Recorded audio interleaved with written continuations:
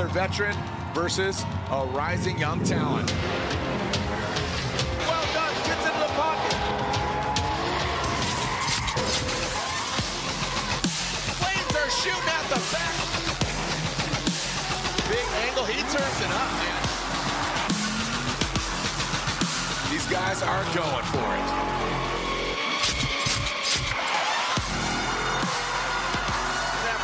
Inside clip. Lurking in the smoke, well done. Round of applause.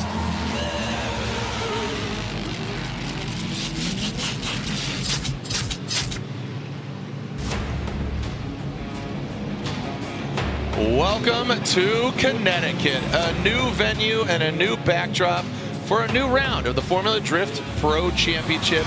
Pro Spec, double duty, all thriller, no filler here as we have round 2 of the Link Engine Management Pro Spec Championship and round 4 of the Pro Championship.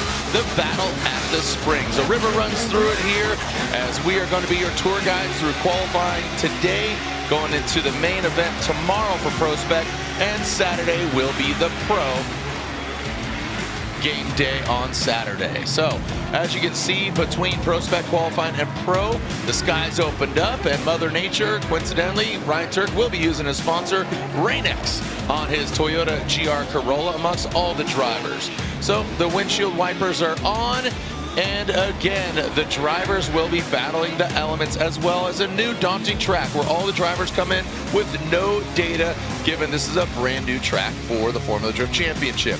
Super excited to showcase and show you what we could do here as the drivers, the pro drivers, have defected back to what we call single run qualifying, as again they are doing 2 non-consecutive runs.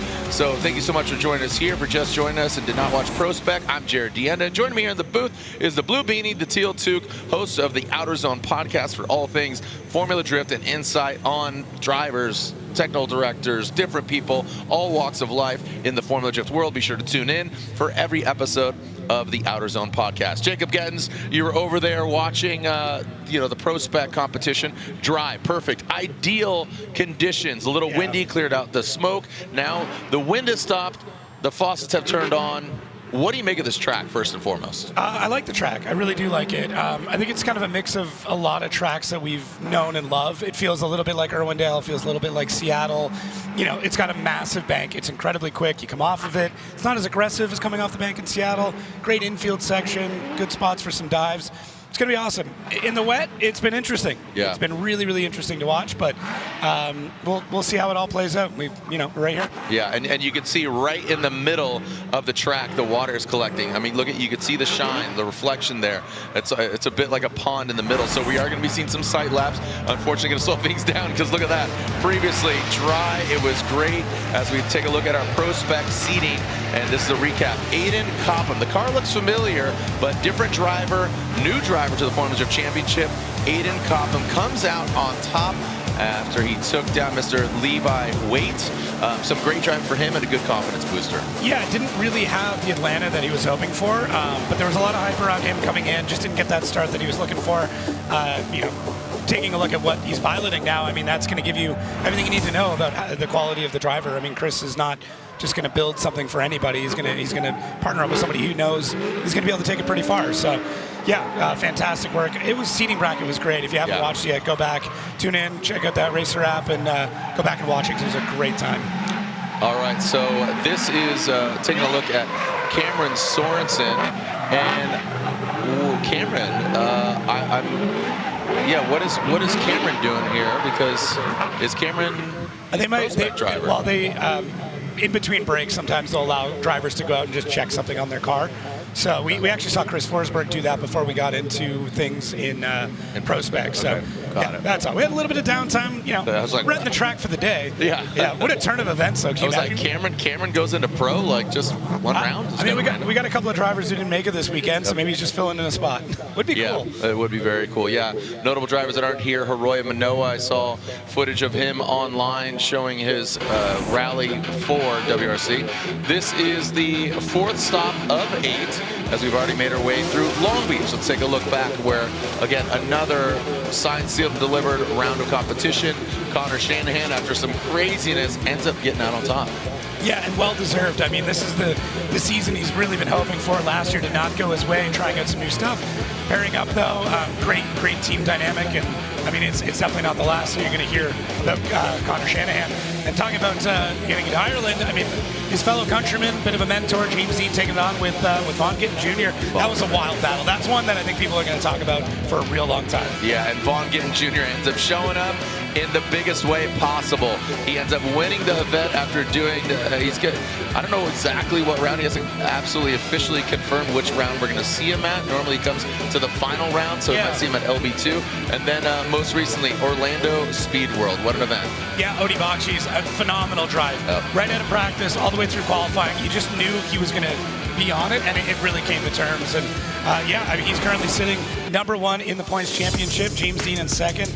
Brandon Sorensen in third. Yeah, so sick. And here is our schedule as we're currently here in Stafford. So officially on Sunday, we'll be halfway through the Pro and the Prospect Championship. So just over the hump.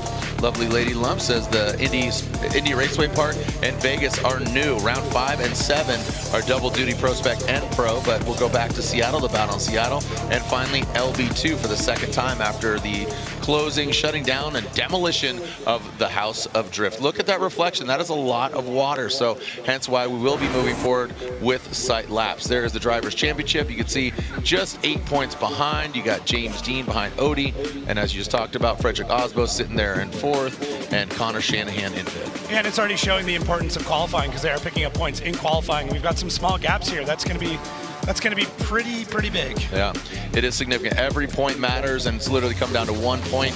In the past, we've simplified it. For a victory, you get 10 points. So again, qualifying, you said just incremental growth and advancement. So Ryan Turk, Matt Field, Trent Beecham, Ken Gucci, as we again are just about to begin. It looks like still even a little sprinkling here, so you can't blame him for getting a little bit of sight lap here. But when they come off that bank inside clip, the outer zones in the power alley, there is definitely some water accumulation right there in the middle. Taking a look at past champions as we enter our 23rd season here in 2026. See some notable names up there all the way back where it all began. 2004, Sam Hubinette, 2-time champion. Reese Millen, Tanner Faust, 2-time champion. Chris Forsberg, the first ever People's Champ as we branded him, the first ever real traditional true drifter, not going from a traditional race car background. And then notably, James Machine Dean, first ever 5-time champion, and that only betters the first ever 4-time champion. Again, talking about qualifying, this is how it works.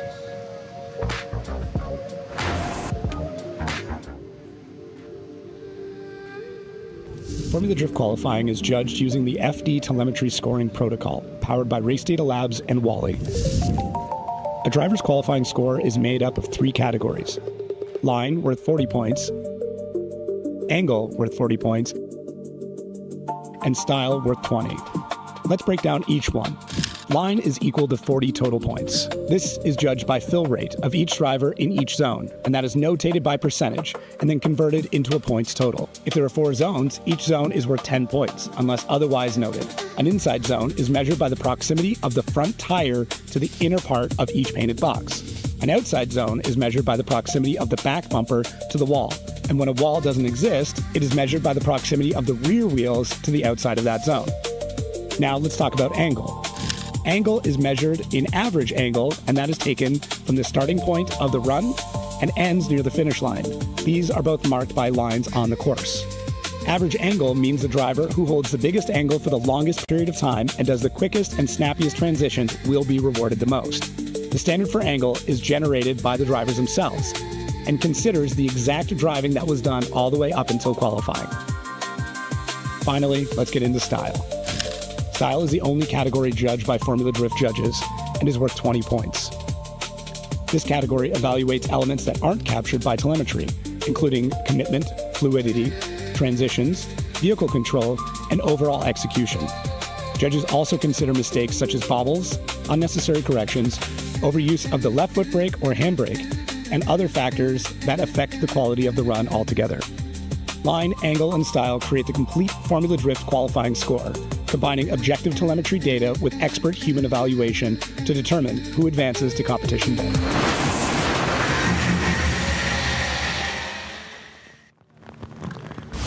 And there you have it. There's a breakdown, Jacob. Well said. And again, we're going to try to educate you throughout the day. We can hit you over the head with it, but we got to keep coming back because I'm still getting questions. I don't know about you. It's a lot. It's a lot to learn. It's a massive shift in drifting, and yeah, we'll keep explaining to you. If you have questions, feel free to ask. We'll do our best, but this is how it all lays out. It is a big track, and it's a ton of fun. 7 total zones, a couple of decels and spots you would normally expect it to be just before, just after, or just at initiation, just after the bank, and then transitioning to 3, you're going to get it, as well as into 5. But there's a lot of throttle here. It's flowy. It's interesting. You know, it's been cool to see from ideation to getting drivers involved with it. Our driver stewards jumping in there, but you can see the rain is really coming down. Yeah, it is definitely wet out here. So some of the drivers are opting for sight laps. I'm just told by the officials, they say some drivers are saying yes, some are saying no. Let's just go for it. Yeah. You're not doing them. All right, we are officially saying no sight laps. Well, this is the same conditions that they ran in practice earlier. Yes. I think the reasons why we had sight laps is because it was starting to get patchy. So it's like, okay, it's going to be back and forth. This is going to be, this is full wet. This is what we're practicing for the last hour. Absolutely full wet. And talking to Frederick Osbo earlier, the track. So what's crazy here is the variables. The track, it's new, no data. The track, previously what they practiced to the rain was dry. Now it's real wet. So you can see they're coming down.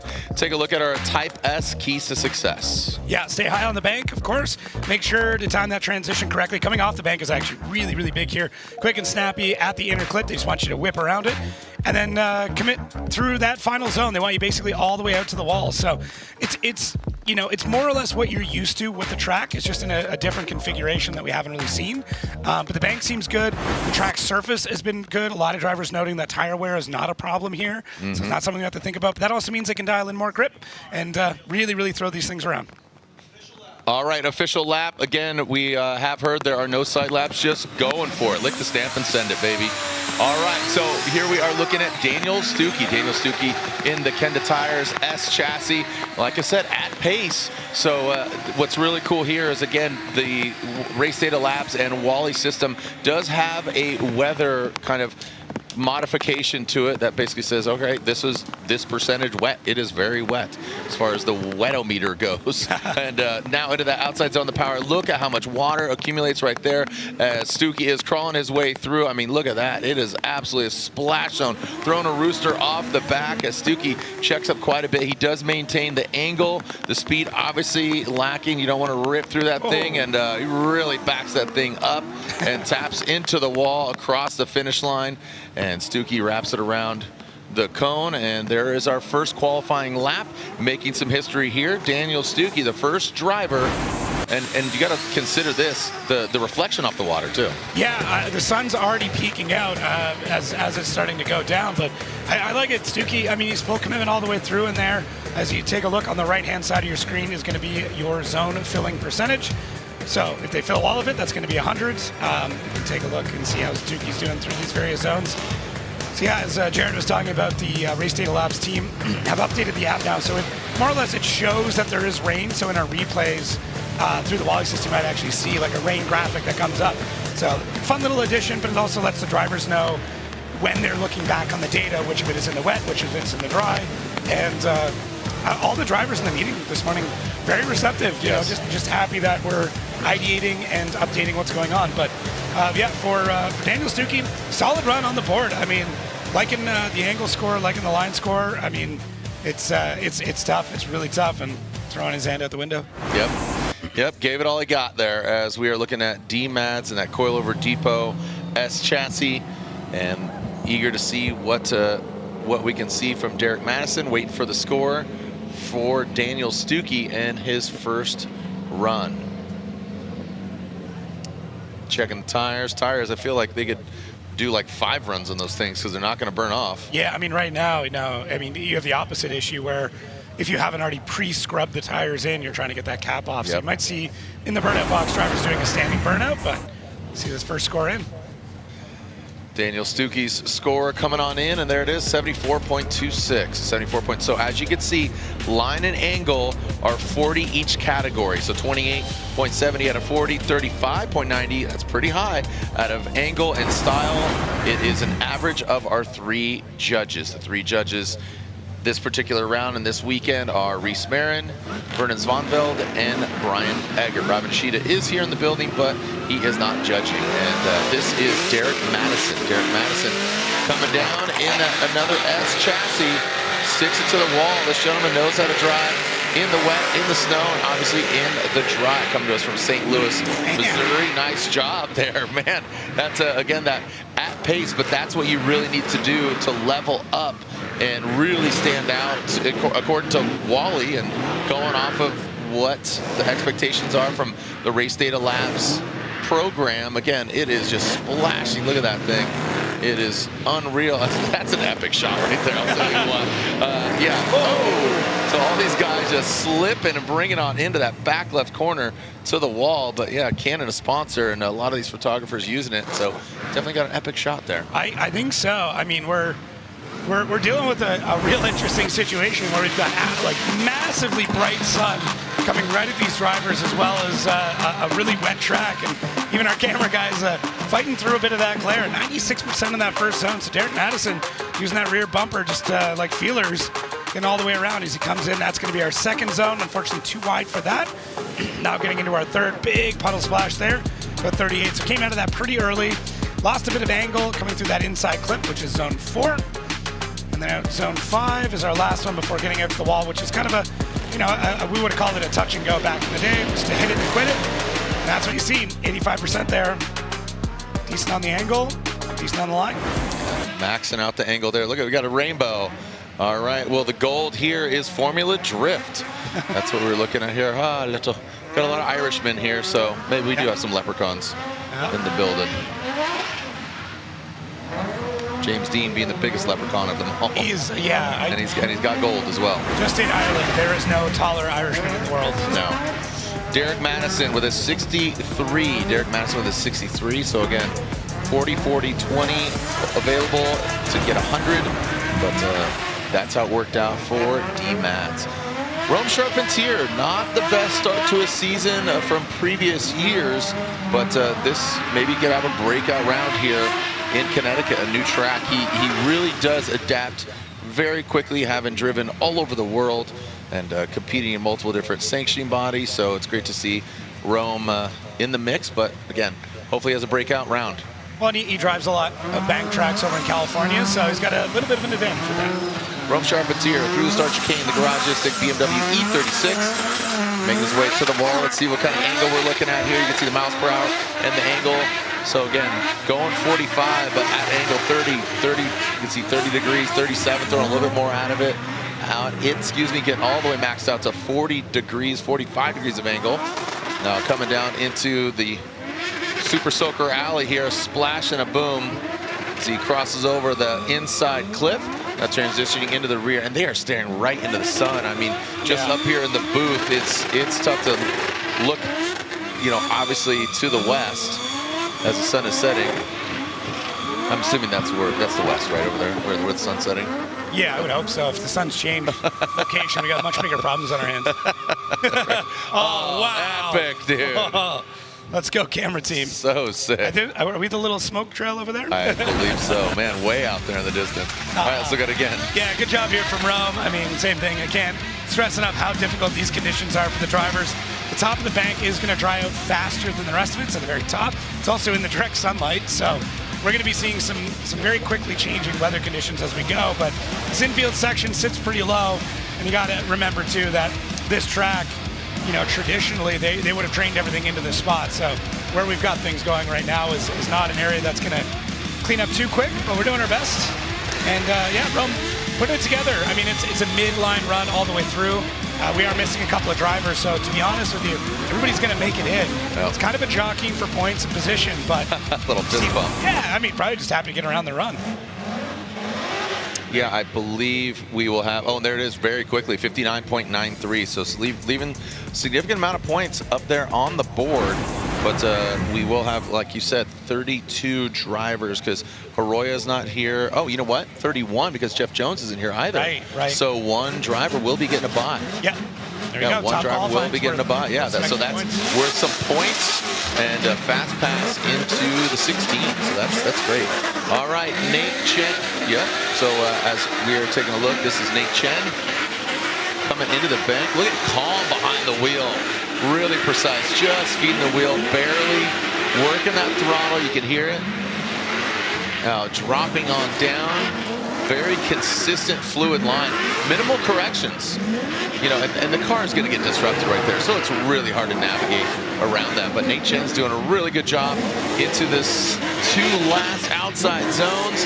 It's really hard to see the outside line. I mean, the drivers, everybody we've seen so far, one, been banging into that wall. 2, as he leaves a little souvenir out there on track. They've all been sliding into that. So obviously very slick there. Yeah, I wonder if he'll pick that bumper up on the way back. Yeah, Nate Chen takes him just a second to get that car settled in the first outside zone, and it really gives you a great idea just how big this zone is. I mean, it's up there. I haven't paced it off to see how it compares to Seattle or Irwindale, but it's definitely up there. Coming down off that bank, there's the inside clip. That's looking great, 94%. And then, yeah, there is the puddles we talked about. So good transition there in between. So the zone should tack up fairly well as we see 70% on that inside clip for zone 4. Zone 5 coming back around, and then it's a quick little hit there. You can see we did modify the outside of the track line just a bit. Drivers just said, oh my gosh, what is this? Dude, insert Ken Burns voiceover, man. Wow, that looks amazing. Nat Geo. The Wild Drifter comes alive at 69.63. Nate Chen in the Wild right now, our number 2 position driver, ripping on through. And that's a sign of a good time. Seeing a little bit of smoke there being kicked up by Connor O'Sullivan. Oh, yeah. Going nitrous, too. Yep. New car being debuted. It looks almost identical to the previous build, but by design. Keeping it same, U.S. Army on the door, and O'Sully behind the wheel. Through the start chicane. Like I said, those tires, you saw some smoke back there in the burnout box. Very proudly initiates and aggressively, like you said, that top portion of that bank drying out because the previous drivers, as well as being in the direct sun. All right. So remember how Nate Chen, see how, again, rock solid he was. O'Sully comes down, quick little correction, throws it back out there, doesn't straighten out, but splashes through the kiddie pool. Now, pass into those last outside zones. O'Sully standing on the throttle, 40, 63 degrees of angle, overcooks it, wants to keep it off the wall. He saw all the other drivers slide into it, but he keeps it off. Well done by O'Sully. Yeah, it's a fun run. He's chopping at it. He's trying to make the best of the situation. Gets up from the wall quite well and just kind of sits there for so much of it. I mean, a little bit of a left foot brake to get that corrected back out, and it's already starting to feel like it's patchy up in that section. Then we come down into the infield. We're going real wide through zone 2, and that's going to be a 0 there. As we come into our next one, man, he's really splishing and splashing. The hard part right now is the water is sitting right on our drifting line, if you will. Unfortunately missing that zone 5, or sorry, zone 5, but getting all the way out to our final zone there in 6. All right, so let's see.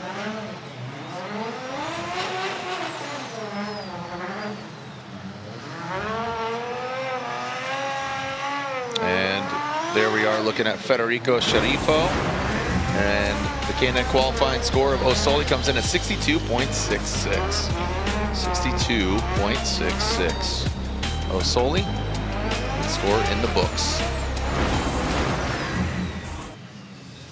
As Federico Sharifo and the Pennzoil Ultra Platinum BMW, known for ripping around his Pennzoil Ferrari.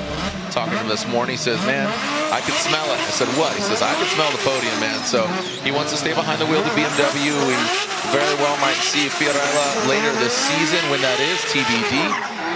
As Fetty initiates, has to come out of it just a little bit to correct from keeping it off the wall. But again, this little hot 1 Series making good use at pace. is Federico Sharifo, and even better is the angle. So some quick little feeding of the wheels, see some minimal, just micro adjustments, splashing in, but confidently rips through that water. Now, ooh, that was snappy, and it looked like it bites back. Yeah. Oh, wow, a lot of mud goes off course. Ooh, that's a hard hit. There's a tail light. But again, we were talking about it earlier. A lot cheaper banging a BMW 1 Series than a Ferrari. Yeah, yeah, I think so. I mean, at least for now. I mean, maybe that's the next like collector's BMW. Probably not, but you never know. Yeah, doing a good job up on the bank there, and there we go. Now we're showing all those zones. For zone 90%, liking the way that score is coming in. For zone 2, cutting about a little off on that one. And then zone 3, big splash to there. I mean, it's like the log ride coming through that section of the track, but good transition back out, and unfortunately catches a big puddle there. That's going to throw him way offline. That's going to be all wheels off. So I think that'll end up being judged as an incomplete, unfortunately. Oh yeah, is that confirmed? I don't know if it's confirmed, but I'd have to ask. It looked like it was 3 wheels off, if not more. All right. Like I said, just you know, the overall. I was talking with Lewis. He works with Larry Chen's camp, and I said, man, you know, Larry's not here. He's at Pikes Peak. I said, man, you bummed you're not at Pikes Peak. He says, actually, it's a good backdrop. It looks good. It's very photogenic, and like you said, so many elements, not just the track, but just the surrounding area, the vibe, all of it. I think this is going to be a sight lap for Tommy Lemaire. Just based on him kind of getting the wave by right through. So. He's going for it, or is this a sight lap? He's going for it. He's going for it, okay. He's going for it, so no sight laps. Absolutely just jumping right into it. The Tommy Lemaire, the hot rod of this Corvette TLO. Look at that. I mean, you could just see almost the whites of his eyes. The sun just blaring in his face right here. Definitely maybe need to acquire some heat waves, or looks like he's got a clear visor on. But TLO, Tommy Lemaire, being from Montreal, Canada, definitely knows how to drive in wet or snowy conditions and brings it on home. Good job by Tommy Lemaire. Yeah, fantastic work through that. Yeah, just went for it right off the bat. We thought it was going to be a sight lap for a second, and then he didn't. I don't know. Yeah, I was going to say, I don't think he actually stopped at the start. So he got the wave through on it, but good job. Gets up to the bank, catches some grip there. So I think that's going to be a spot, as we said, that's going to dry out really, really quick. Unfortunately, not able to get all the way up to it. He's going to be one of the first drivers that's kind of tackling that section. Now we come down off the bank. Colors look beautiful in the drone. I don't know. Sorry, caught up in the imagery. Yeah, I know. We're nerding out. Look at that. Oh man. Oh my gosh. That's beautiful. We running like anamorphics on this thing. Right. Yeah. But yeah, I mean, for Tommy, sorry to get back to the actual action there. He did a really good job of adapting to everything. I can see the score being pretty decent, all things considered. Struggled a little bit up top, but not too bad. Yep. All right, so TLO taking a look at the race data labs. You can see all the telemetry. There we go. You can see in the bottom right, these are the weather conditions we talked about. So daylight, track is standing water, 72.7 Fahrenheit, 73% relative humidity. So this is allowing the drivers and the teams to be able to add that data in. So. Whoa, nice score, 69.03 TLO. Tommy Lemaire from Canada, 9.33. Again, that is out of 20 in style. So good run in there. Yeah, it's gonna be tough on the style score, because like you're naturally gonna make corrections, and they are getting docked for those corrections. Cody Buchanan out of the start. This is Formula Drift, Stafford, Connecticut. A new backdrop, a new home for Formula Drift in the 2026 season. Man, what a place this is. The sun sets here for qualifying. Cody Buchanan, a Formula Drift pro rookie, making the jump from prospect to pro. Reboot, man, he is just booting and scooting is what he's doing. No need to reboot here for Cody Buchanan. Look at that clutch kicking in. He's from Minnesota, another driver, knows how to drive in less than ideal conditions. Oh, so well. Nice job by Cody Buchanan. Keeps it between the lines. Some great driving here at Stafford Speedway. What a beautiful track. Well done. Well done. Nice job. Done indeed. Yeah, I mean, for a driver that doesn't have a lot of experience on the bank, I believe in Orlando it was his second or third ever event on a bank track. He's adapted to it quite well. Now, the angling on this track is not massive. It's still up there. You're still looking down as you're running that section track. But Cody Buchanan, he's very, very confident coming all the way through that section. 99% in zone 1. So just probably a little tick here or there. He's got a big, one tick. So that's going to be some massive line scores there. Unfortunately, zone 2 for him did not go the way he planned. Hopefully, you're able to see this track dry out just a little bit more. Get into some patchy conditions. Right. And go from there, but not too bad there from Cody Buchanan. Yeah, the track staff has been nothing short of tremendous. They're expediting, they're getting it done. We just need to dust the whole thing with some kitty litter and soak up the rain or drag the tires, get the blowers out, all of it. And look at this, the magic after the rainbow is Formula Drift. With the rain and the sun combined and the drifting and the horsepower, all of it has created the gold pot at the end of the rainbow that is FD. Cody Buchanan with a 72.5. Cody Buchanan slides into second as it is absolutely a postcard looking at this backdrop. As Daniel Stuckey, 74.26, the number to beat. Qualifying continues when we come back. Stafford Speedway. A little wet, a little mischievous, but always a good time. Thanks for joining us here at round 4, the Formula Drift Pro Championship. Don't go anywhere.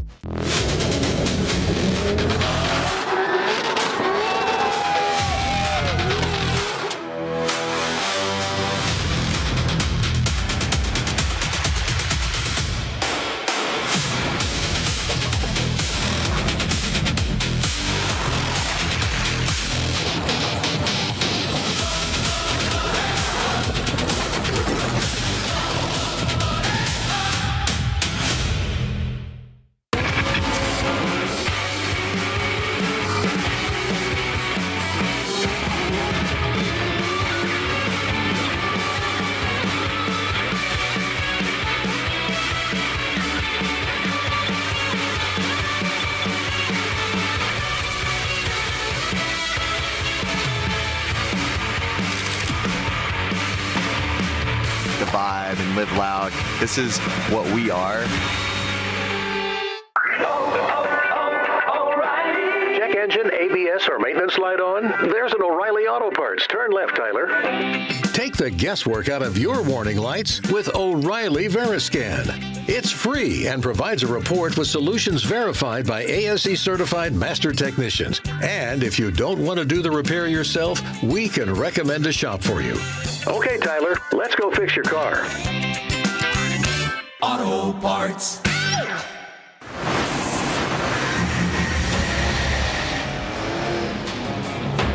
And there it is. Look at this. The kiddie pool is over. It's adult swim right now here at the Battle at the Springs.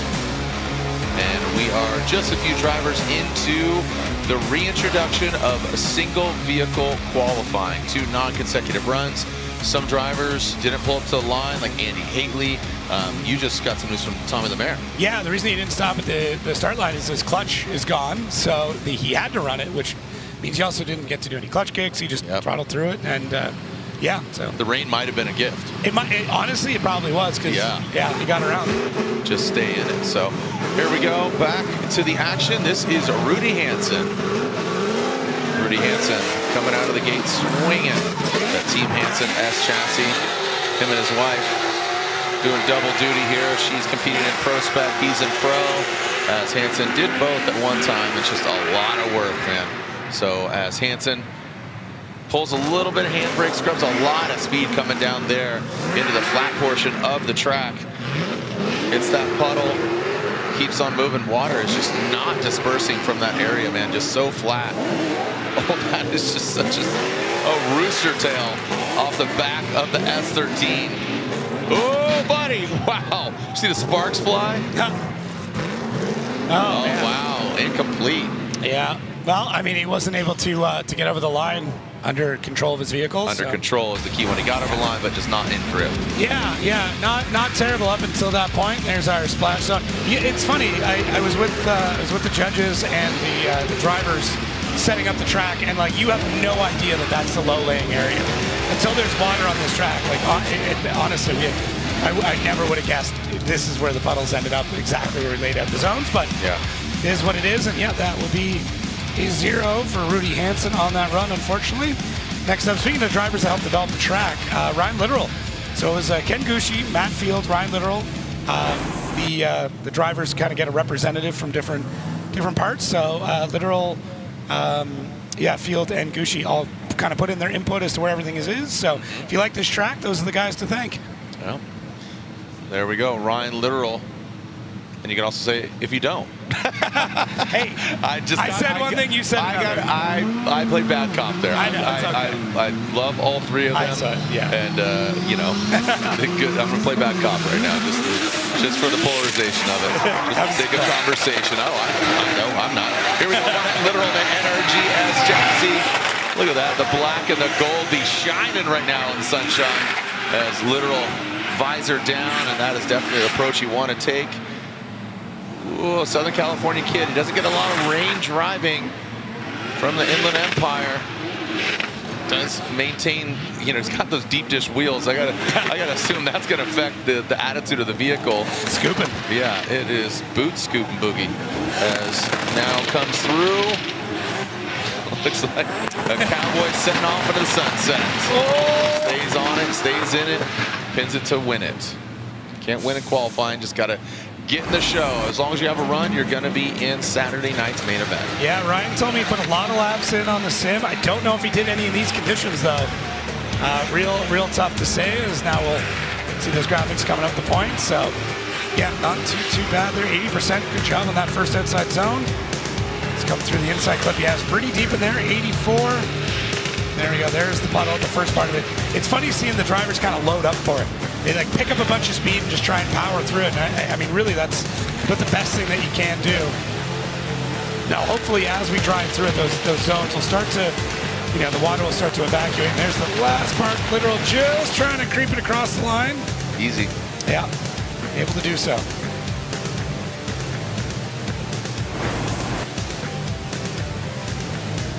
Scores coming across. Scores in with a 60.10. Ryan Littoral with 8. Put him into 7th position with decent score there as Ben Hobson, that Pennzoil Ford Mustang RTR, ready to rock. Here comes Ben Hobson. Let's see what Ben's got here for us. And the Mustang. This gentleman has driven quite a few vehicles over the years, and again, would love to see a breakout round of competition for him here. Started out well in Long Beach in qualifying, and again, love to see that again here in the wet conditions. Splashes on in. Let's transition past. You can see him using that handbrake there. Look at that thing. Look at that handiwork in there. Right to the course's edge. Maxing out the angle. Maybe a small Nitto tire tread block dropping off the wrong side of the line, but not too bad. Maybe the rain's is what Ben Hobson needed. Yeah. Looks good. Looks really good in it. Nice and calm, nice and smooth. It's like pump it up. He's selling it. He's pumped on it. I think right now for all these drivers, it's just going to run on the board. Make sure you're in the show, and then we can go from there. It looks like it's starting to get a little tackier up top. It's starting to get a little bit more difficult to get through that section. Really deep on zone 2. There you go, 99%. It's a great job through there. I think Ben's line scores not looking too bad, all things considered. 74, yeah. Yeah, watch this one. Yeah, he's right on the edge. Yeah, he's right there, dude. This one too. There you go. Yeah, I think his line score, his angle looks pretty good. Yeah, dang. Yeah, great job. Yeah, zone 3 was the only one that was just lacking just a touch, but there it is. Bang, there you go. You called. Look at line. 33 out of 40. 32 out of 40 on an angle and a lead. So he's loving it and gets the #1 spot. The 77.86, Ben Hobson. Great work. And here we are, Jonathan Castro, the Mental Dom, Dominican's finest, Toyota GR86 Gazoo Racing vehicle. One of 4 of the Toyota tribe that's out here on track. All right, John Castro initiates. Seems a little cautious on that entry. Didn't do anything too crazy. Again, we talk about just having 31 drivers in total. Hiroya Manoa, Vaughn Gittin Jr., and Jeff Jones not here at these rounds of competition. Into that water, very hard goes Castro. In Dominican Republic, you know, it rains and it backs off. It's more of that tropical rain in DR where he's from, his home country. And now comes on in that last outside zone. Gets a little sketchy 5,000. Shooting down the line, but he does cross that finish line at angle and under control. Got very sketchy there at the end. I was afraid he was going to come out of drift, but as you said, a little more hesitant to get up there near the wall. Just running kind of one tire, just flirting with the zone. So I expect the line score to more or less mirror that. He really didn't get deep enough in there. We want that back bumper super close to the wall, and that very, very deep to the inside clip. Pick up a couple of points there, and there it is, 94. So some real great moments here for Castro, but a few spots he's got to clean up. Zone 4 on that inside clip through that transition, just needs to get out closer to that cone. And zone 1, you know, get up, you know, right on the wall. They put that back bumper on the wall. Yep. And traditionally we've seen second runs do a lot better than the first ones do. Just get it on the board and then go from there. And yep. And you got to think, ideally, if it stops raining, it might grip up. You're going to have a little more control versus all those puddles accumulating. I'd love to see, again, everybody do one run, and then there's a staff truck here, a track staff that rips. It has one big tractor tire behind it and kind of does a little Zamboni. Castro with that 58.03. Adam LZ on the line. Adam LZ in his E36. We talked about his victory last year in Orlando. That was a big accomplishment for him, operating his team and getting that win in Orlando. As now, nice job from Adam LZ right now. Oh, look at that, throwing more angle at it. 47, 48 degrees.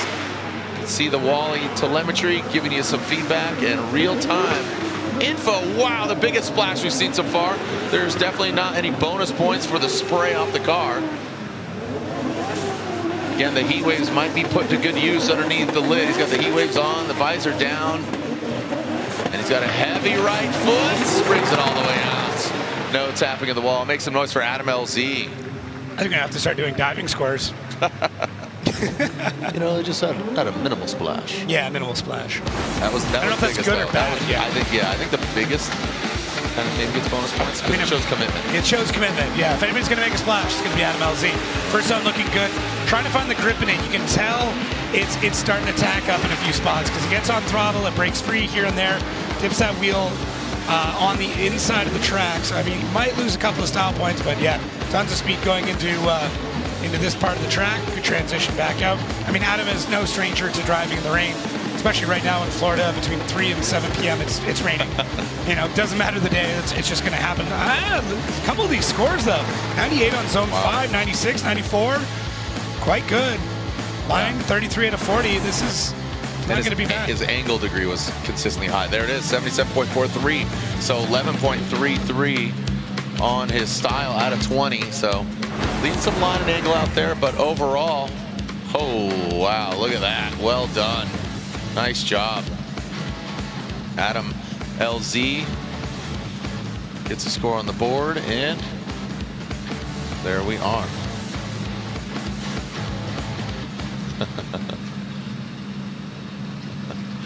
All right. And here we are, Simon Olsen, the Norwegian flag, waving off of his radio antenna. Let's see what Smart 5 Super can do. Another driver, very familiar with the ice, the snow, the slick, the rain, all of it. And look at how confident he is. Yes, sir. Nice job by Simon Olsen. 40, 42, 49%, 49 degrees, excuse me, not percent, but now coming through the splash zone. All right, kids, water wings on. Make sure you don't drown out there. As Simon Olsen now through the outside zone. spraying and a praying here as he goes on into those last outside zones. Simon Olsen, you can see, I mean, you can see how it, you know, dries out there near the wall. Yeah. Yeah, this is going to be the case. And now it looks like the sun just setting down below the ridge. At least light. So we're going to get some nice flat light. A little bit easier for the drivers, but you can also see just how lush and green it is here. We've said it before. This is an absolutely stunning backdrop here. It's a beautiful facility. And if you're on the fence about coming out, like just get in the car. Just get in the car. Yeah. Get in the car. I don't care where you are. Get on the plane. Get in the car. Get in the boat. And just drop Jacob's name at the door. They'll let you in. It won't help you at all. Yeah, Simon doing a really good job. Kind of a midline all the way through this you know, basically through every section of the course. Zone 7 though, timed that great. Not very often we're seeing 100 point basically anywhere. So there it is. Sun setting over the hills. It feels a little like Tennessee. Yeah? Yeah. When we came through, I was like, this reminds me of like Georgia, Tennessee. Tennessee. Yeah. Yep. Yeah, it has, that's beautiful. Yep, has the LS Fest vibes. Yeah. Yep. Simon Olsen with a 64.86 slides into 7th position. Okay, so we are ripping through qualifying here in less than ideal conditions, so don't go anywhere. The rain dance continues here at round 4 of the Formula Drift Pro Championship. Qualifying, we are a little over a quarter of the way through all the action. When we come back, more. Tough, dirty hands always washed at the shop or in the garage. Fast Orange heavy-duty foaming cleans the toughest dirt and grime. It's perfect for any sink, even the one in your kitchen or bathroom. Fast Orange heavy-duty foaming hand cleaner with enhanced cleaning power and a citrus scent.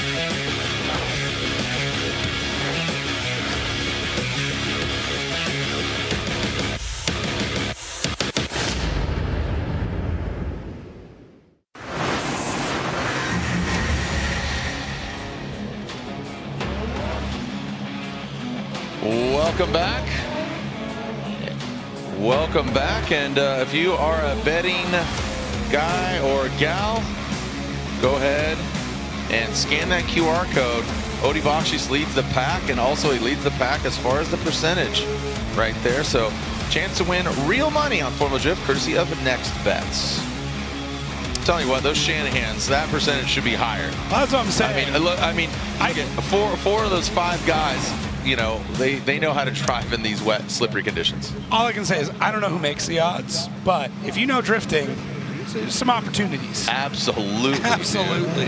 Yeah. All right. Another gentleman that has come from the PNW, lived a lot in California, now in Florida. So that beautiful Mark IV Supra looks so good.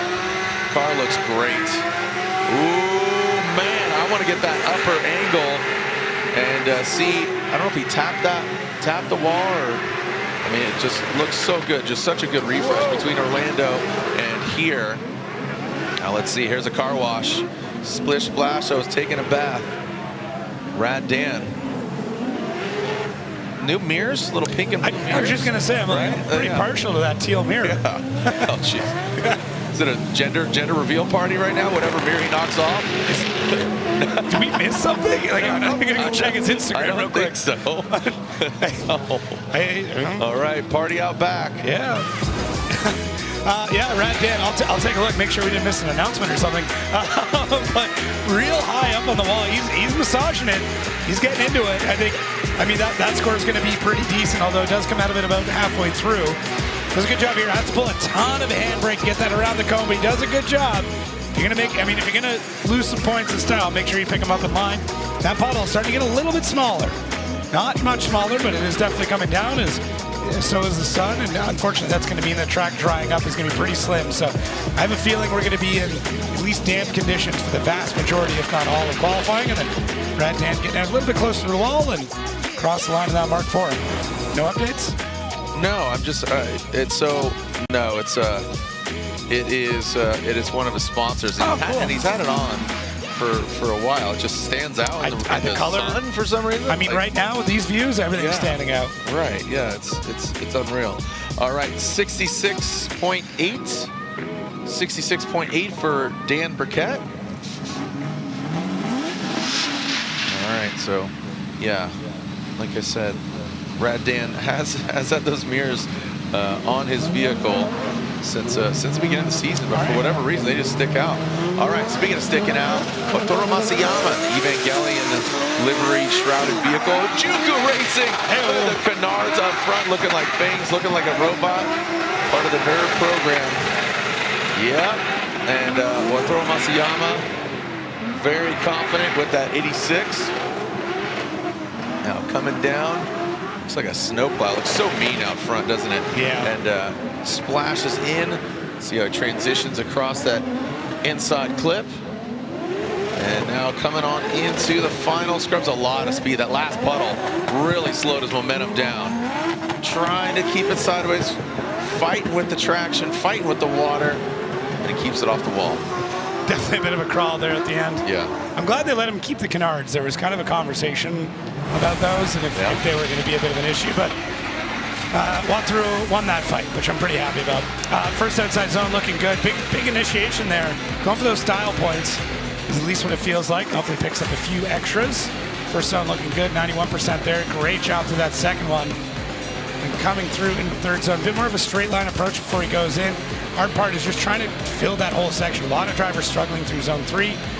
You need to sweep around it, but when you get on the throttle, a lot of weird things can happen when you have that much puddle in there.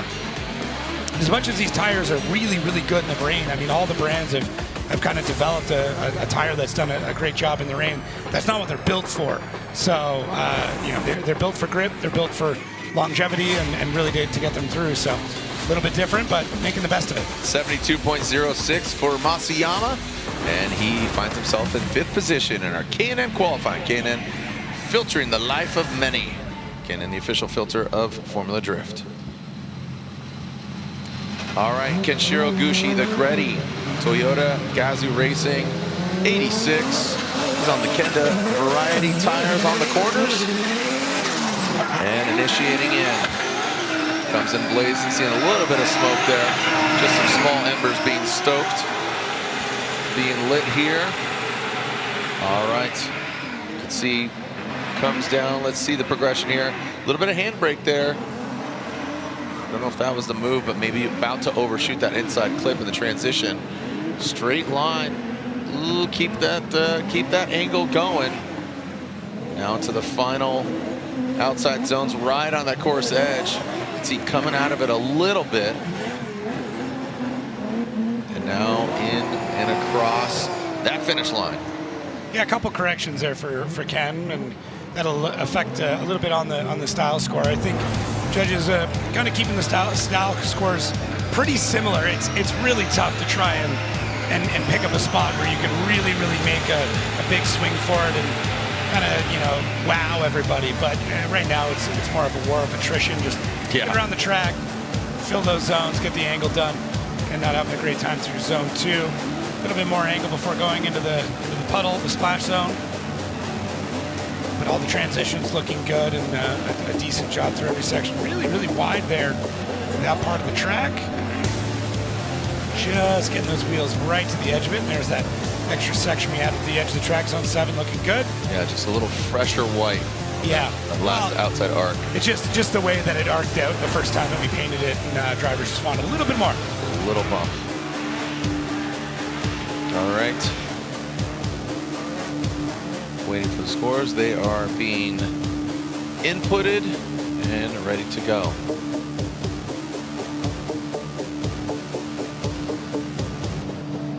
Yeah, so you reminded me that Diego Higa's out too. So now we have 2 bye runs, because on the docket on the driver's list 34, but Hiroya Manoa doing a partial season due to his WRC Rally 4 commitments. Von Gittin Jr. has been open about doing rounds here and there. Yeah. Jeff Jones hurt his finger in Orlando, and then Diego Higa.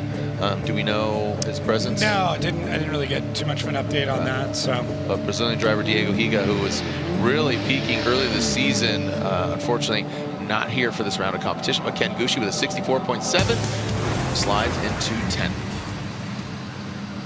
All right, here we go. The Fleshlight Pro Clone-X Penthouse BMW.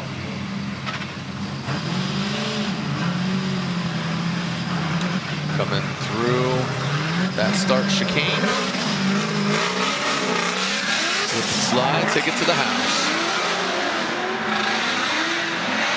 All right, definitely slippery and wet here for Trenton Beecham. Good angle from this gentleman. Oh, he is Beecham, and now here's the water. Wheel standing out. I love the colors and the graphic. Again, everybody's livery's looking really good in the rain. Just the glossy black. It's very unfortunate, but hey, silver lining here is cars look fresh. Whoa, bang! Oh, that's a hard one. Jesus. At back left. That's an incomplete. Okay. And, that is insult to literal injury of the vehicle. I mean, it was hard, but I'm sure Trenton's okay. I mean, definitely going to feel that. That face though. Oh, that's pure disappointment. Son of a gun. Yeah. I think that's what he said too. Yeah, he's. Oh man, that's tough, because again, he was decent. It wasn't too bad, but yeah. Man, we were saying again, announcer's curse. I'm so sorry, Trenton. Cars look so good going through wheels the rain. Look good. And wheels look good, and bang. Yeah, good initiation, getting up to the top of the bank. I still remember back when Pro 2 was running in Irwindale, how well he did up on that part of the track. And this just seems like a continuation of it. Really tight to the inside coming through that zone 2. 100% there, does a great job. Absolutely nails that section. Coming through the water though, scrubs a bit of speed, and then through the transition, just not able to really get that car to rotate around. Now, comes out of the water, picks up a bunch of speed through here. Look at the throttle he's throwing down. And that car just kind of bites that last little section. He's trying to get the rear end to catch before the wheel did. Unfortunately, that is going to be a bit of repair for Beecham and team. Yeah, just a lot of momentum coming through there. Dang. Full D-beat. It's going to be a lot of arms. So, looked like he wanted to drive it away, but we're not going to let him do that. We're going to throw him up on the bed and get him off track with a little bit of cleanup, and maybe we'll get that tire drag back out. Yeah. Or the Buffaloes, I don't know. Buffalo blowers. That'd be nice. Sopa's favorite vehicle in the world. It's Buffalo blower. Yeah. I love that song by Bob Marley. Don't. It's so good. I mean, unfortunately, that is an incomplete for Trenton Beecham. Buffalo blow. There it is. Beecham on the wall. Towed in from California. All right, get your Flip Fantasy on. Go to, again, Flip Fantasy. Flip your fan favorite. Vote for your favorite car. Of course, Adam LZ has a ravenous fan base. Cole Richards. That's a good one, man. I mean, that's a good one. The way he's been driving, getting into announcer's curse. Inarguably the fastest growth out of a driver coming into pro spec. Almost podiumed his first pro round. Yeah. Got fourth, just outside. All right, when we come back, it'll be Matt Field, the beast from the Bay. It's going to be the wet beast from the Bay. Don't go anywhere. as Matt Field is coming up next. Look at this shot. Come on. Seriously, get in the car. Just drive. You're not tired. This is a battle of the springs. Qualifying continues when we come back here at Stafford Speedway.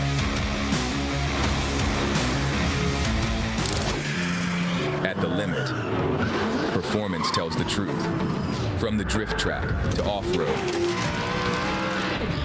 to the open road, Kenda engineers its tires where failure is not an option. Vesda Performance, Cleaver all-terrain, one engineering standard, professional grade, from the podium to the pavement. Kenda, find your retailer at kendatire.com. Through this lens, I catch details others might pass right by. Some might see a car. I see tuners taking care of what they love. The care poured into every engine. The trust in Pennzoil to keep it running strong. This moment, these drivers, the machine under this hood, that's what lasts. Engine protection for the lifetime of your vehicle. Pennzoil, long may we drive. Available at your local O'Reilly Auto Parts. With the Canon ImageProGraph Pro 1100 professional photo printer, my images come alive in print. What I see through my lens is what you see on the wall. Vivid, detailed, and accurate.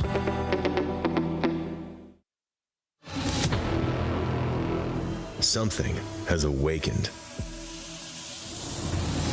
The horsepower and torque you always knew was there. Just waiting to make every drive thrilling. Track tested, off-road proven, performance for everything you drive. Drive better with K&N. BC Forged Wheels, custom built per order, offering extensive design, finish, and machining options. Strength, style, and precision come standard. Track proven, street ready. BC Forged, proud sponsor of Formula Drift 2026.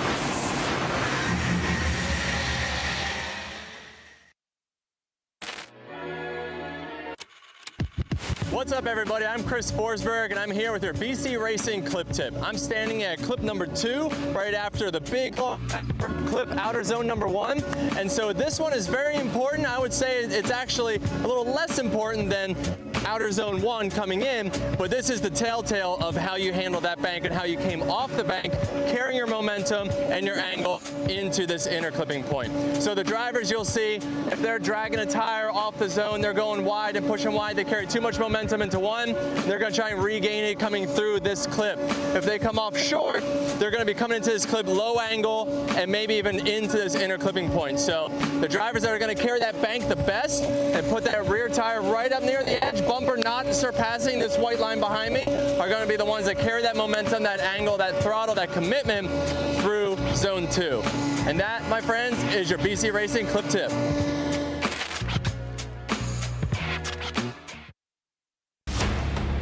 It's a beautiful day. We're wiping down the windows because we are hopefully not going to see any more rain. Knock on wood. And the battle at the Springs. Oh, man. Good times. Good times even in the less than ideal conditions. I want to say, I mean, you come to a new market, you're always like a little bit worried. This place has got a ton of people here. They sat through Prospect. Yep. I mean, they dealt with the rain. I love to see the enthusiasm that this area has brought. All the fans, they have old gear, they got new gear, and they could buy more gear, so it's really cool. Yeah. You see that the fans know a lot about drifting, and I've already gotten a few messages. So glad you're here. Everybody in this market is super excited that we are here. And I saw Andy Luck talk to the director of the track, and he's like, dude, this is awesome. This is really, really great. And this is Thursday, so I'm telling you, get on out here. Tomorrow, Prospect, Saturday, pro competition. So come on, buy your tickets, come down. I sat there with, I think the owner's son or grandson. We just sat by the fence, and I was like, so, like, are you excited? He's like, as soon as you guys put the paint down, I was excited. Cool. So, yeah, super, super cool to see. And like I said, everybody here has been absolutely fantastic. Fans are great, too. Yep. Yeah, really, really good market. Good vibes. There's like trackside, like beer garden area over there. You got food. The food. Dude, deep fried Oreos right there. You guys were having ice cream earlier. Ice cream, yeah. I'm telling you, dude. They're pulling in all the stops. They want us to Sanford, dude. All right, here we go. Matt Field, the Beast in the Bay, Borla Performance, Corvette, revs it up, crank it up. Come on now. That's Matt Field. Again, you talked about him being one of the driver kind of spokespeople. So he talked about this track, him, Ryan Literal, and Ken Gucci. So let's see what this Corvette can do here in the wet. Splash, no problem. Rips through like a tiger shark. The fangs are out for Matt Field. Working all of the course, and he's getting more and more at pace. Ooh, stay away from that wall. We saw what it did to Mijo, and just a little, not even a smooch, just save a little room for Jesus there in between them, right? Safe room in between. That was a fun run for Matt Field. Yeah, I think he's enjoying this. I mean, there are certain drivers that really enjoy the rain and just go out. I had a little bit of a chat with Matt earlier on, and he seems relaxed. Like, he kind of came into the season really intense, and unfortunately it just hasn't gone his way, and maybe he's just trying the chill route. And I mean, it's working for him so far. It looks like a great run, and the puddle's getting smaller. It's only half the zone now, so that's good. Small improvement. But yeah, I think the driving here really shows, and he was stoked on the layout. So, yeah, like we said, the drivers have 3 liaisons that kind of work with FD and the intermediary in between. So for this season, it's Matt Field, Ken Gucci, Ryan Literal. So they're out there when we were laying down. But yeah, that line score, I mean, I think it's going to be a solid run for him. Yeah.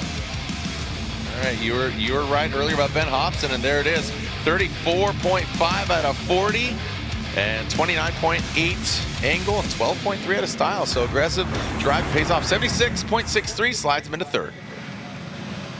Ryan Turk has officially said this is his last full Formula Drift season. Rain-X on the door, and it's on the windshield wipers, and unfortunately we got to use it right now. Ryan Turk, the Rockstar energy drink pilot in the hot hatchback, trying to heat things up and make some steam. That Toyota GR Corolla dragging the bumper on the wall. Well done by Ryan Turk, being from New Hampshire. Closest track to his hometown, I have to assume now here. Now coming down into that power alley, into the sweat lodge here. Little heat, little water makes a little steam. Now past that inside zone. Now transitioning the last 3, brings in and splash those Kenda tires, exceeds it, little bit, a quick little correction, does stay in drift. Looked like one of that back left tire did exceed the line. He's going to keep that hatchback off the wall. Where is he? Little smooch. Yes. So again, he gets involved in the mud. He's hitting all the elements here. I like just the little kick out at the very end. He was close, and he's like, yeah, let's go for it. Old habits die hard for Ryan Turk. Got to touch the wall, and he's doing so through this first part of the zone. He's just kind of using the bumper, his curb feelers, getting his way around that first outside section, right up against the wall.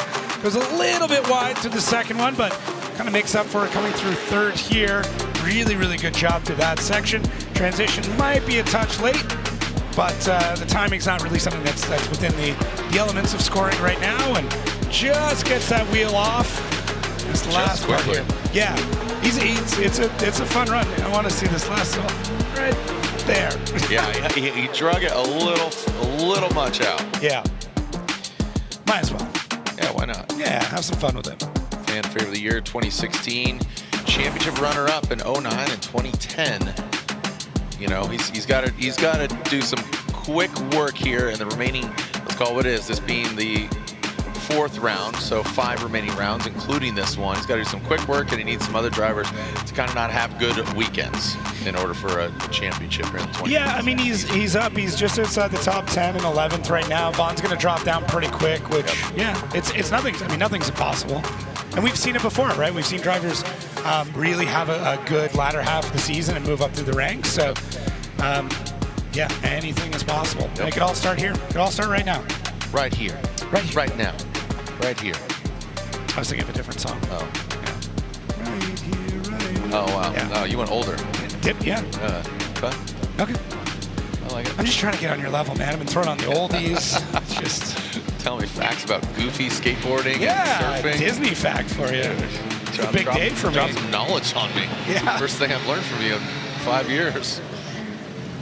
All right, so Cole Richards on the line, awaiting Ryan Turk's score. There's Matt Sopa down there on the start line. He was up here in the booth for Pro Spec. Back down on track. Get back down there on the track. Cole Richards got on the wall in practice. They messed up quite a lot. He had a power steering failure and unfortunately slammed it up into the wall. 73.06 for Turk. A 73, 5th place, slides him into 5th. So good run there for Ryan Turk. Look at that Cole Richards, that front right. He's winking at me, smiling at me. Here we go, Cole Richards at Richards Racing 86. Yeah, you know what? Looks like he ain't afraid of no wall right now. Wall busters. Who are you gonna call? Cole Richards. Now comes down into, oh no, mate. Yeah, it's unfortunately an incomplete for Cole Richards. And we talked about him and doted on him earlier about his first pro round of competition and just got outside at 4th place, almost a podium. Yeah, finish off the run just in case they don't call it incomplete. Yeah, but I saw the judges do it, so it isn't incomplete. Yeah, the car stalled up hard, so he was able to get out and get a couple more practice runs. I think he only got 3 total today, so he's still learning the track. I mean, one of those runs, his second run in practice is the one that put him into the wall. That one wouldn't have counted, but does a great job through the first outside zone. I think this could have been a solid run. This really could have been one to take it into the top section, but car just floats out. A lot of drivers saying coming off the bank, if you're too wide there, it's just class. Yep. So, unfortunately. And Chris Forsberg, that graphic is, I'm sorry guys, it's 3-time Formula Drift champion. 3-time Formula Drift champ in that Destin Industries all-new Z. Christopher Forsberg, like I said a couple weekends ago, had a great event, Octane Auto Fest, the first of its kind, the inaugural. Look, no. Octane Auto Fest. It was a blast, too. It got rowdy and it got weird at the same time. Here we go, Christopher Forsberg, 3-time champ. Dragging that wall, dragging that Z. It looks like car barely just a little touch, maybe. Dragging that Speed Hunters kit on the wall. Shout out TJ Hunt, keep moving forward. That's what Chris Forsberg's gonna do with the Optima battery. Rip it on in, a little quick yank of the brake. Woo, that's the biggest splash. All right, splash points, none available, but definitely did it for the gram. Now coming into that last outside zone, brings it on through, a little fire, trying to dry it out himself.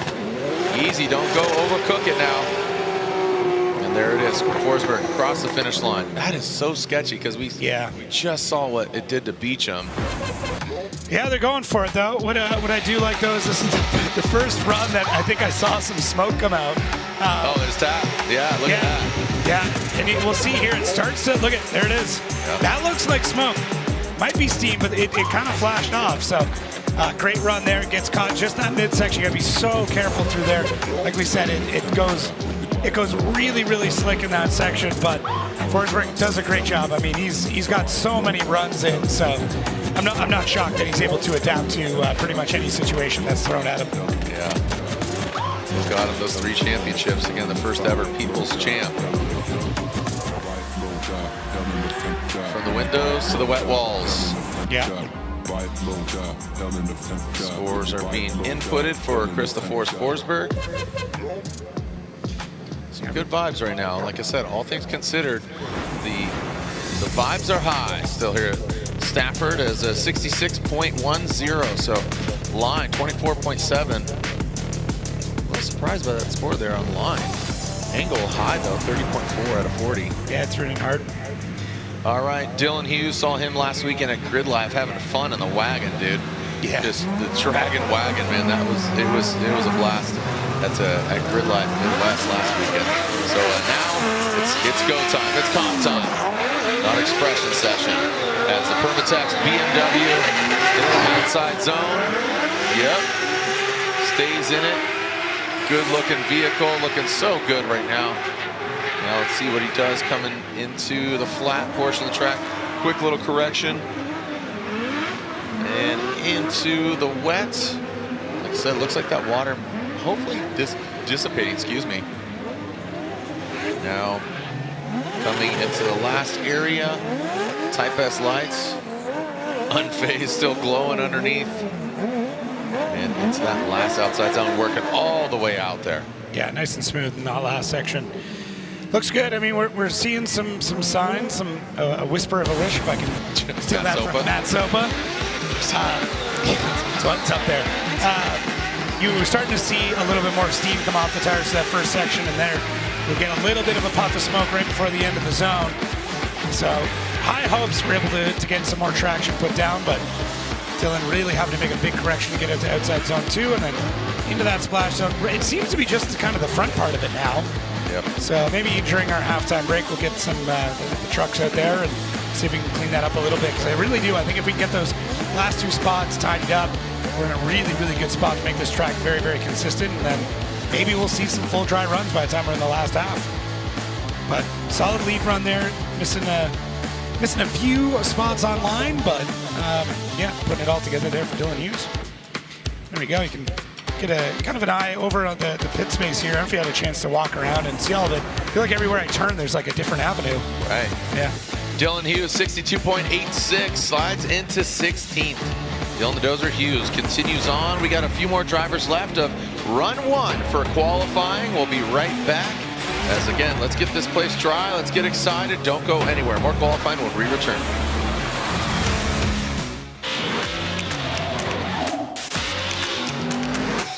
Drifting is not just a sport, it's culture, it's in our blood. Here we go, Andy Haley. Oh, he is riding that tire right on that white line.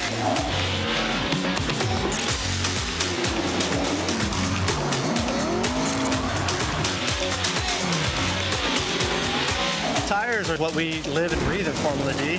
We couldn't do this without them.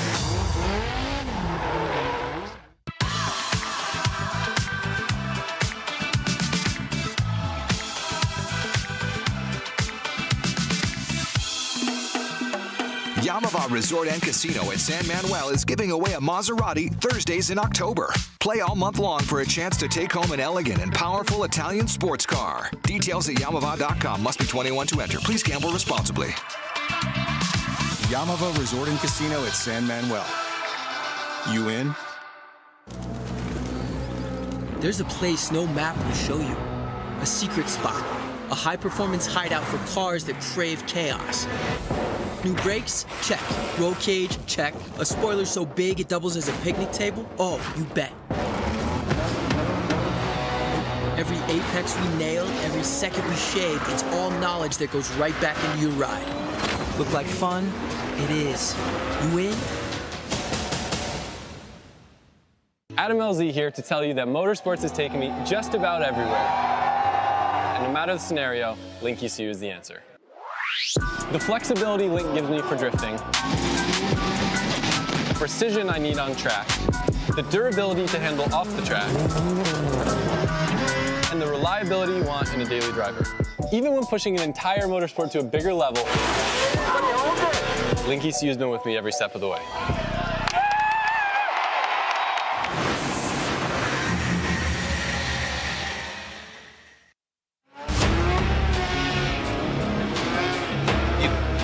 You know what I'm saying.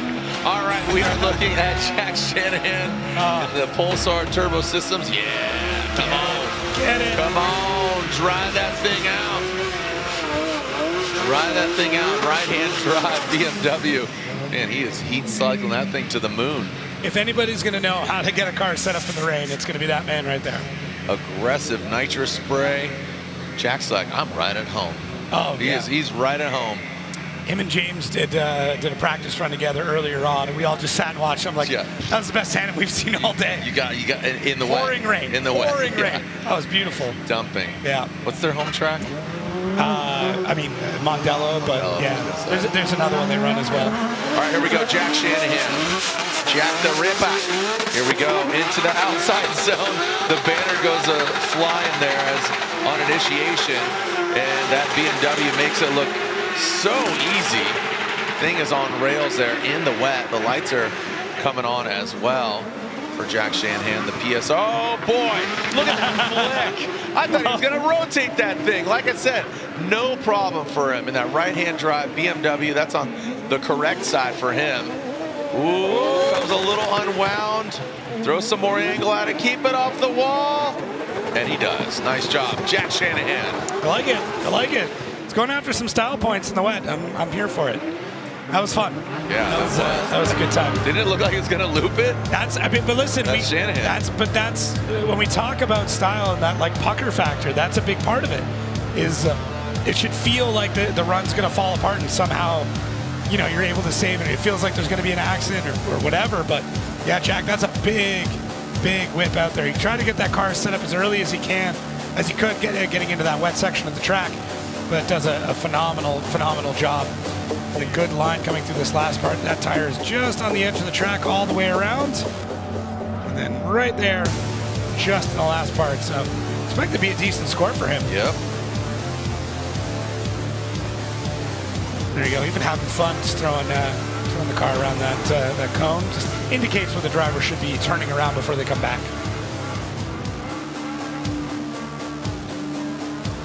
Okay, let's see. It's 74.5. So style, yeah, 14.6. So I think it's the highest style score we've seen so far. But line lacking a little bit, 28.2 out of 40. Okay, here we go. Sliding in, we have the next Shanahan. And this is the other Shanahan. Baby Shanahan. Connor Shanahan it is. Hard to call him a baby now. I know. Babyface assassin, here we go. Connor Shanahan coming out the gate. The Enjuku Racing Racing 86. The Red Bull on the door, the horns are out. Yes, sir, Connor Shanahan, he won in Long Beach. He's loving the conditions right at home. I think he's a merman, feeling really comfortable here in the wet. Good transition, not as aggressive as his big bro, but definitely just very comfortable, very nimble. The Irish pilot, the GT radials, hand on the water, no problem. People asking if we can modify the tires. My buddy Warren from New Zealand, can they treat them or cut them? No, they got no modifications to the tires at all. Shout out to Warren. Many have tried, all have been caught. Ooh. Yeah. There's been a few, there's been some tricks thrown out there, but Connor Shanahan looks great in the first part of this zone. We can already start to see a couple of puffs of smoke. He is absolute rev limiter, just working that left foot brake to get that car to come around. 96% in zone 1. Wow. Fantastic job. Needed a couple more points in that zone 2, but it's a great job. Zone 3, I expect that score to be quite good as well. And there it is, 88%. This is feeling a lot like your number 1 qualifier so far. Maybe for the day. I don't know. Looking really good. That looks really tidy. Yeah. That looks really tidy there. 98. Yep. 98. The ankle, 31. Yeah. Great work. Zone 2 was the only one that wasn't in the. There's a failing percentage there on the test. All right, let's see what we got here. 79.06. Well done by Connor Shanahan, and well done by you there, Jacob. 79.06, our number 1 qualifier. Right now. Right now. Yeah. I was reminded by our wonderful director, producer, just this man in our ear, Ken, that not to curse anybody with the commentator's curse. And Frederick Osbo, another 3-time champ, pulling to the line. Let's see what Freddie's got for us. We know he can drive in the wet, the snow, all the conditions. The Mark 5 Supra. Look at that thing snap and get like it's got this grip. Yeah. It's got some hooks in it, man. So look how fast he's already going. So again, not a great degree of angle as he pours some more onto it. Now coming down, slams down into that flat portion. The car looks really rigid, right? Yeah. Like you can see, it wasn't like porpoising. It was just really like flat, stiff like a board. Now in that last outside zone, here comes that Rockstar Energy Drink Supra. And a little smooch of that duckbill wing out back across the finish line. Goes the 3-time champ Frederick. Stars and cars. Yeah, good eye on the suspension. It does. It seems pretty stiff. But I think just in the rain, it's like, okay, let's just make it as predictable as we can. There's no point really softening this thing up and adding one more variable. Let's just more or less just kind of let him feel what the car is doing in the rain, and a stiff setup's going to do that for him. But really, really good job here for Osbo.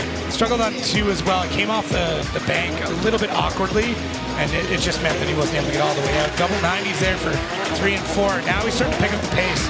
This section of the track is kind of the next one we're going to probably start seeing smoke. And similar to Connor Shanahan, other than zone 2, phenomenal run. Maybe not quite as much angle on it. And style scores pretty flat across there. And there we go, 70-70 puts him into 10th position, 70.7 for Frederick Osbo.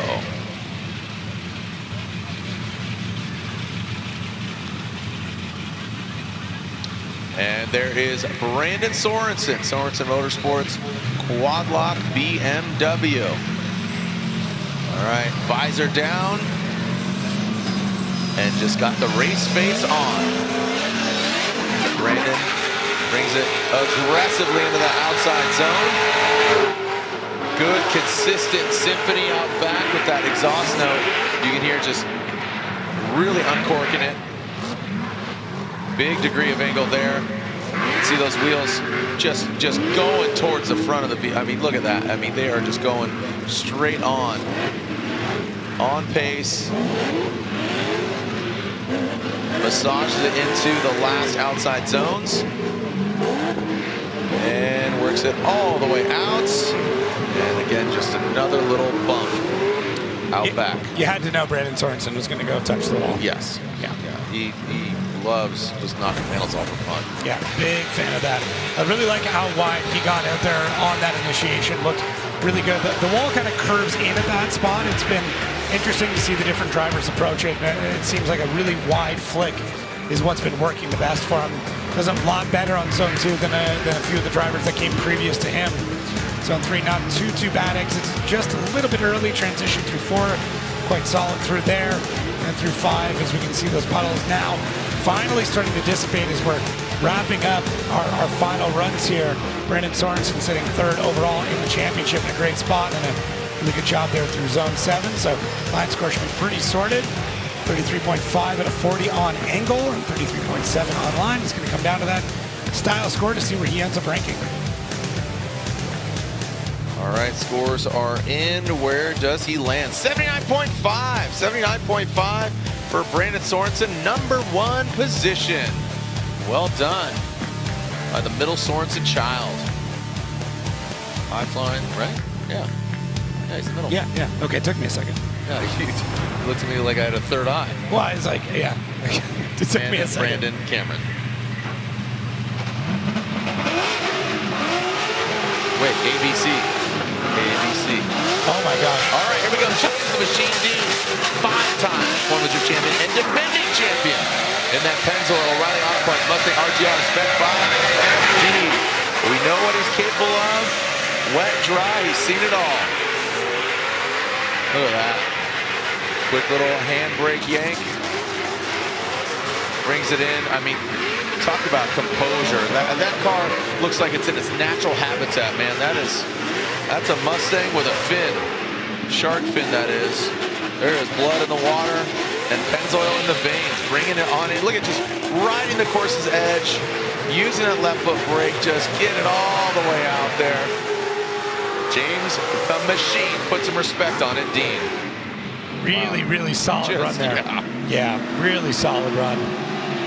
See how it ends up playing out. I think the first outside zone, there's a few spots that could be cleaned up just a bit. You can see he's trying to find that mojo through that section, trying to get it. That car just wants to go forward. And even when he's left foot braking, the car makes enough grip where it's still pushing through the left foot brake.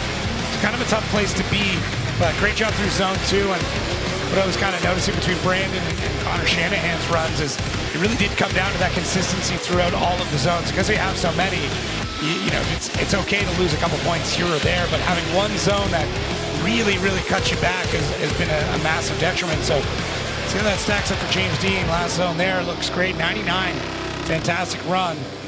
Yeah, line 32, angle 33. It's going to be another good one. 77.06, James Dean in 5th qualifying position. 32, 33, 11, so good job. Our current leading driver in the championship hunt, Odie Bakshis. The field suspension, Subi Mods, GT Radial, Subaru BRZ. Here comes Odie Bakshis. Launching entry into that first big, massive outside zone. Wants to qualify well here to just, again, have some confidence. Again, they have, all the pro drivers have a full day off tomorrow, unless they're working on their pro spec vehicles. And Odie Bakshis, Sean Booth, he competes in pro spec, so Odie helping him out this season. And now coming through, another handbrake yank. Ooh, and he exceeds, goes really across the line, but brings it back on in between the lines. And gets all the way out there. All right, Odie Bakshis. Going for a bit of a gainer on that one. Yeah. There we go, finding some smoke. Well, that officially just took an hour and a half. That's bad. Yeah, points leader right now. Out there sitting on that top spot, so he's got a lot to play for. Odie Bakshis, I mean, he's as we talk about drivers like some of the best to ever do it without a championship. Odie's always in that conversation, and this is yeah. I don't want to curse anything, but great run here. I mean, look at those zone scores. This is already stacking up to be a really, really solid run. Remember, through these outside zones, it's going to be that leading rear wheel that they're trying to basically drag along the outside of that zone. And man, this line score is looking really solid for Odie Bakshis. Zone 4 might be the only one, but yeah, 36.4 out of 40. So this is the total points that he could pick up there, a little over 30 on angle. 77.33. Odie Bakshis slides into 5th position in qualifying. So we have completed one run for all the drivers that are here in the building. Some have incompletes, some are not here in the building, but 30 drivers available. But we have quite a few incompletes, but there's our top 5 qualifying results after their first qualifying run. Some drivers, they might go for it if they get a little better conditions. We're talking about TLO having clutch issues. So when we come back, taking a look at all these drivers splashing through the action as our second run in qualifying for our drivers right here at Stafford Speedway for round 4 of the 400 Pro Championship. Looking for a college where you can learn by doing? The University of Northwestern Ohio puts the wrench in your hand and your future in motion. I would recommend UNOH to anybody who wants to excel in this industry. With industry connections, cutting-edge equipment, and programs in automotive, diesel, high performance, robotics, and more, this is education that works. You will come to this school and you will leave 10 times what you were when you came here. Apply now at unoh.edu. At the limit, performance tells the truth. From the drift track to off-road to the open road, Kenda engineers its tires where failure is not an option. Vesda Performance, Cleaver All-Terrain, one engineering standard, professional grade. From the podium to the pavement. Kenda, find your retailer at kendatire.com.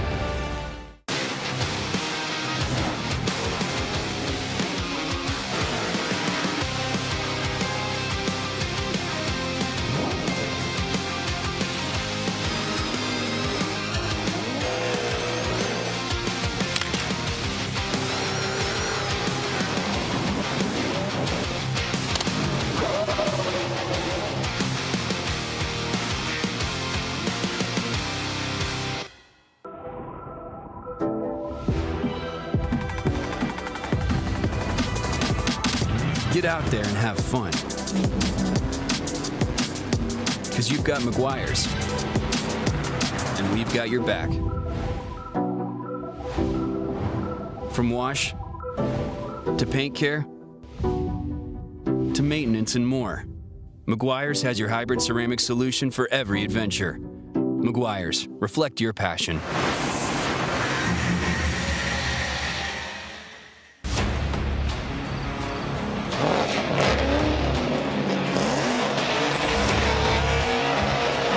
We are back here, Stafford Speedway.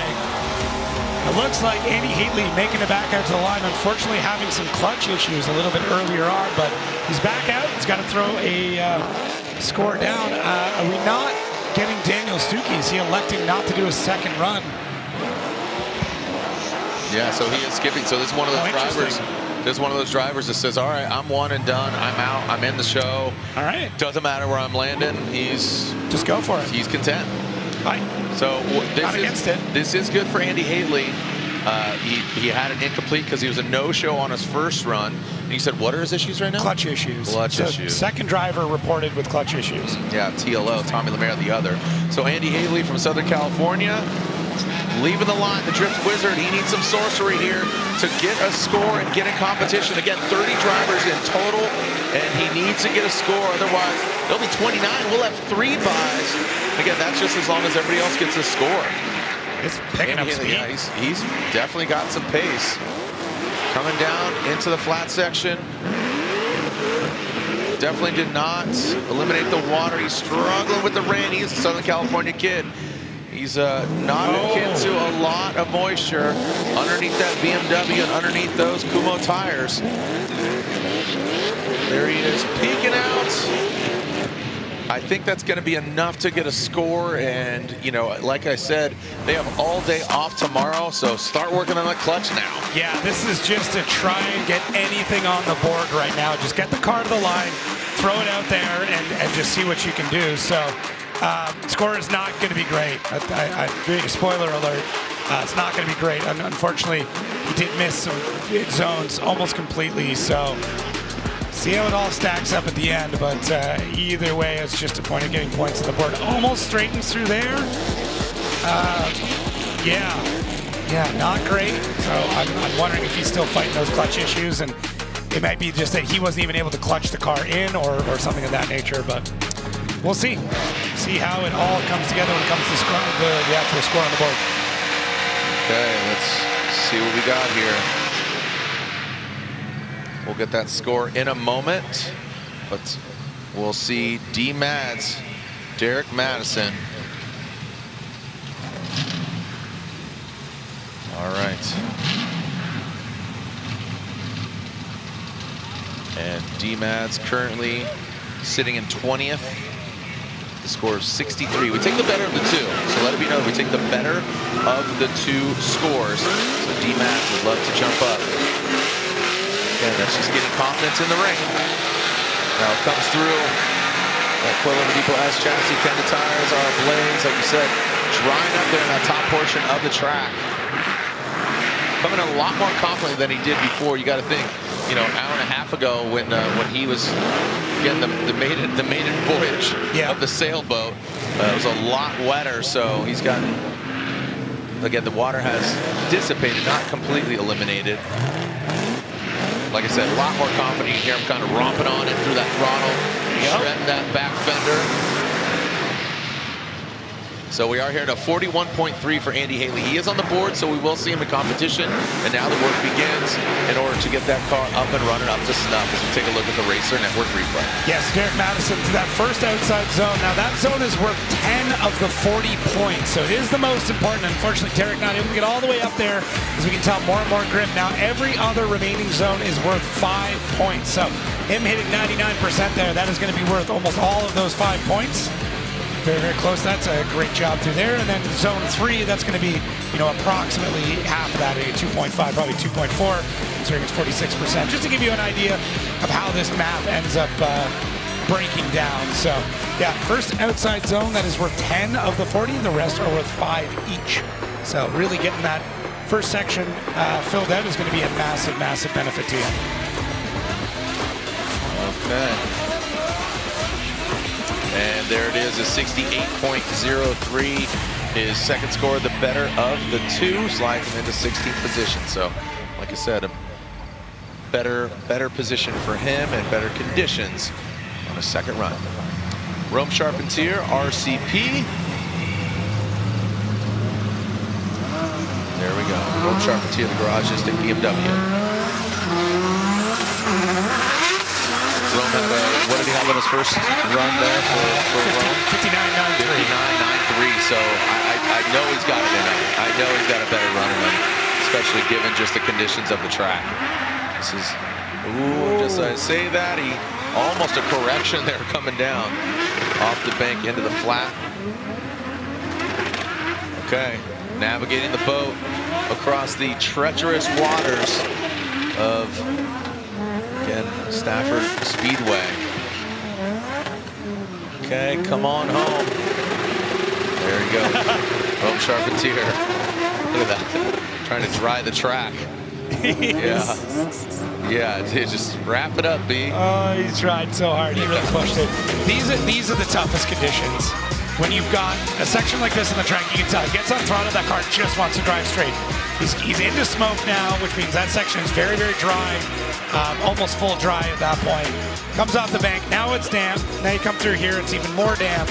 And then you transition back out, you've still got standing water. The front of the car catches, that's gonna be tough. And then you're kind of back and forth through sections that are either full wet or damp or full puddles. Like it's tough. This is a really, really difficult thing. And I mean, you know, you have to watch it knowing how difficult it is. He's just creeping to get it out there. I was waiting for that last spot.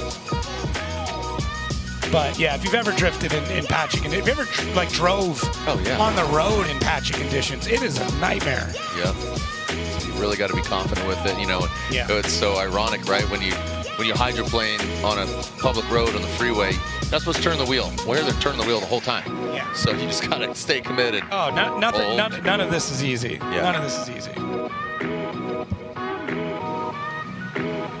All right, Rome waits for his second qualifying run score.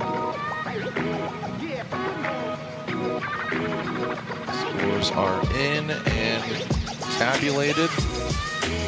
Just waiting on ingested, digested, and regurgitated.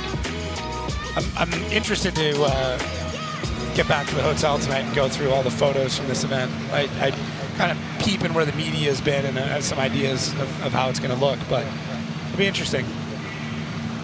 All right, Nate Chen, 68.7 for RCP Rome Charpentier. Bit of an improvement. Sorry, Matt. Oh, that was for Madison. Hold, please, hold. We'll get to the score in a moment. I apologize. Nate Chen right now. Nate Chen. Yeah, look at that. There's smoke. Look at that. He is absolutely producing some fumes out back. All right. Again, Nate Chen splashing his way through. Again, that puddle has been drastically minimized from their first run. There goes Nate all the way.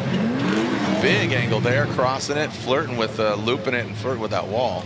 Yeah, solid work through there. And first driver to really start to tackle this drive, first outside zone, and do a pretty good job with it. Yeah, drier. I mean, it's not quite full dry, but we're getting real close. I think by the end of qualifying, that's going to be a complete dry section of it. Unfortunately, floats in a real wide, missing zone 2, 0% fill there. Not able to put a tire into that section of the track. Good job through this transition. It's really tight to the inside of it, and then getting that car pushed out through the last sections of it. There we go. A couple more zone scores coming in. Zone 7, beautiful through there. Love it. 95%.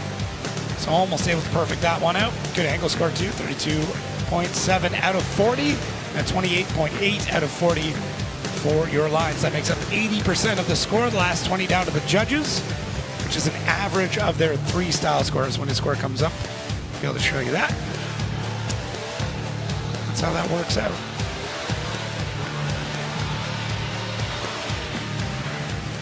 All right.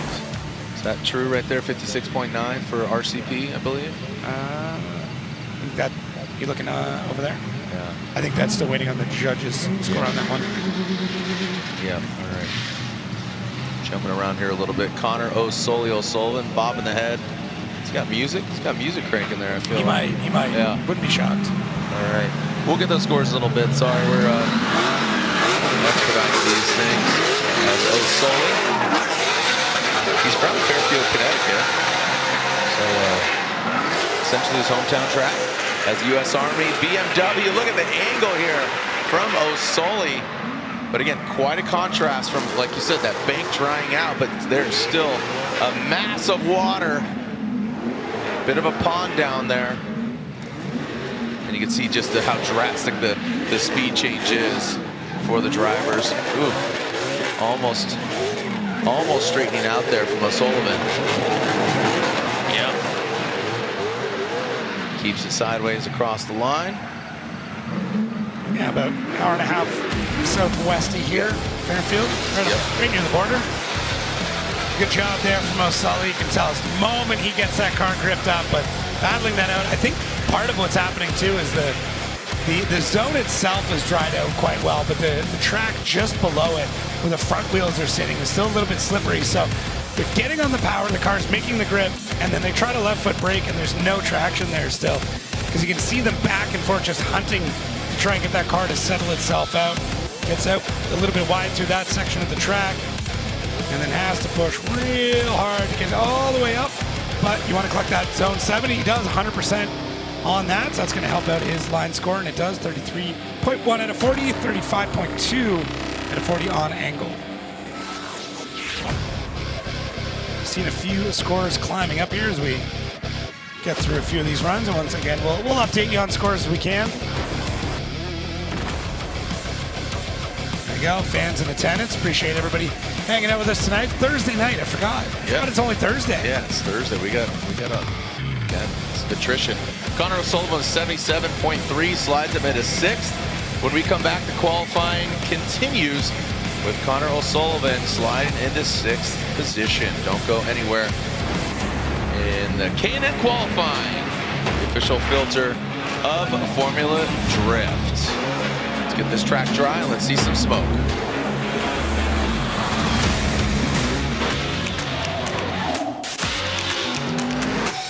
Drifting is not just a sport, it's culture, it's in our blood. Here we go, Andy Haley. Oh, he is riding that tire right on that white line.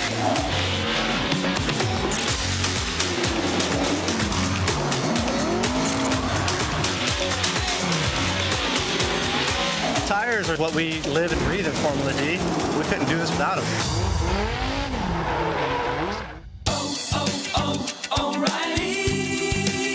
You need parts? O'Reilly has auto parts. Need it fast? We got fast. No matter what you need, we have thousands of professional parts people doing their part to make sure you have it. Product availability. Just one part that makes O'Reilly stand apart. O'Reilly Auto Parts.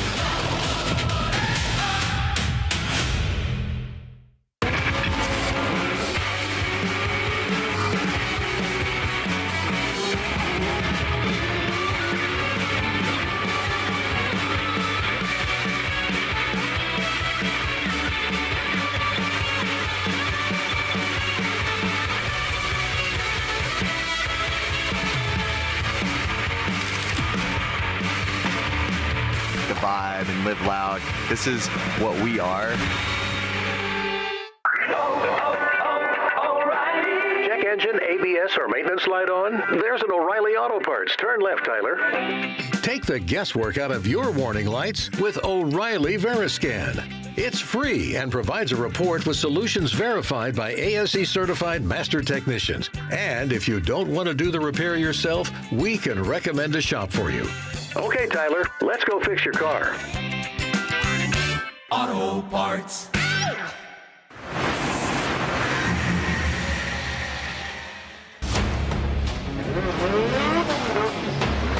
All right, welcome back here. The sun is officially set. And this is the battle at the Springs. Thursday, all qualifying. Prospect earlier, Pro now. Prospect game day of round 2 of the Prospect Championship. And Saturday, game day for round 4 of 8.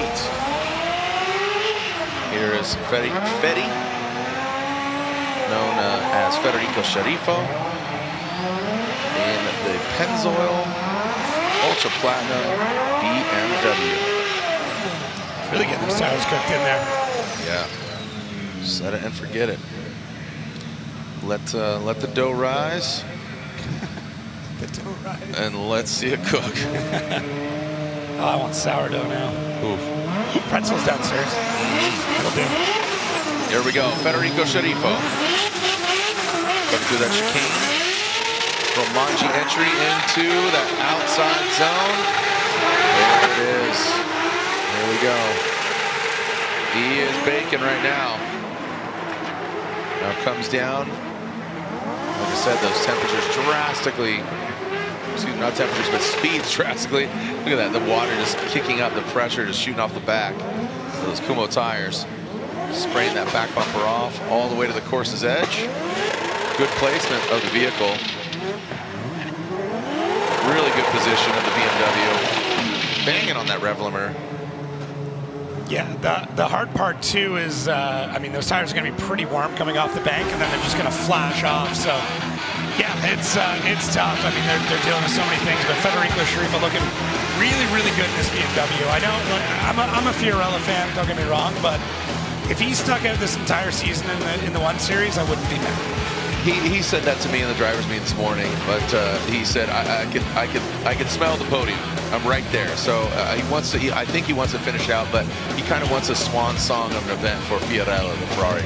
I mean, maybe just do the last one or something and call it. I mean, I think it's like a demo car, as a party car. There's almost nothing better. Yeah. Right. Like you show up to an event and there's a Ferrari It's exotic. like that. Yeah. It's incredible.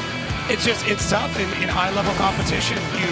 You need something that's reliable and predictable, and there you go. There's our score in. All right, so he does get a score. He had an incomplete on his first run. He looped it there. So 56.9. So he does get a score on the board. So that's ideal for him. Tommy Lemaire. He had clutch issues earlier, but he did have a score. Yeah. Did have a score. He's going to creep up, and I'm surprised he's running again. Yeah, so am I. I mean, I don't think they'd be able to do an entire clutch in between. No, but similar to, we saw Stuckey just say, all right, I'm good, one and done. I got a score. I'm in the mix. If you just have a score, you're going to be up there. So you can see the scoreboard ticker up top, looking at just the top 10. Stuckey sitting there with a 74.26, so he's sitting in 10th. It's a good position. And here goes Tommy Lemaire. TLO, let's go. XPN Corvette. And now initiates into the big bank outside zone 1. Flying. A lot more rapider than the first run. If that's a word, I just made it up. Rapider. Look at that. Looking like a jet ski right now on the water. I saw a great meme. Why are they called jet skis? Shouldn't they be called motorcycles? Oh, and now coming through the finish line. Oh, that looked like it was destined for smashing right there. Yeah, motorcycle. Right. That's stuck in me. That's stuck. Man, never gonna look at one the same way. But Yeah, Tommy, big initiation getting out. There it is. That's kind of the smoke levels we saw in practice today. So we're back to full dry, at least in that section of the track. Hopefully we can bring that heat all the way down to the last part. This puddle's getting pretty small. Air fighting through the front end of the car. Transition back out, looks good through that inside zone. Tommy back out. Just that last part is got a little treacherous for him there.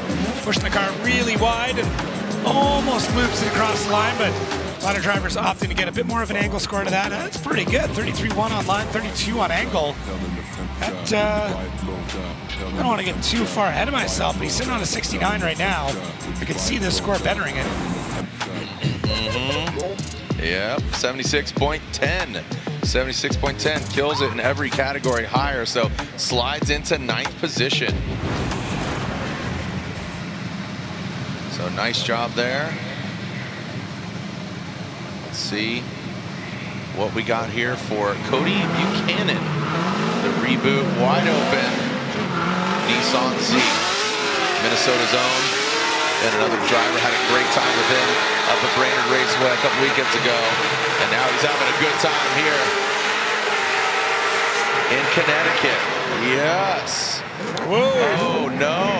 Yeah.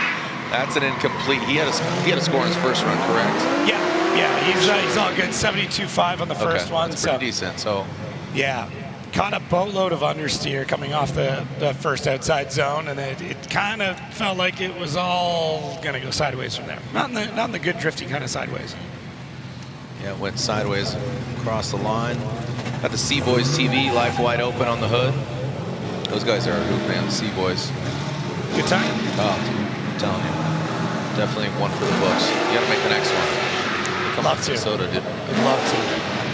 It's definitely a haul from Florida where you're at now. But I mean, doing some pretty big hauls every other weekend at this point. True. Minnesota sounds like a short one of this. Yeah, just fresh from Ireland Drift Masters. That looked insane. It's great. Some big dogs got knocked out, man. James, Connor, Pieter. Just saw that. I mean, drifting as a whole, the young guns are here, man. They're really taking the old guard and putting them on their heels. Yeah. Love to see it. All right, Rudy Hansen, the Team Hansen S13. Pocatello, Idaho. It's always fun to say Pocatello. Pocatello? Yeah, Pocatello. Big warm up there.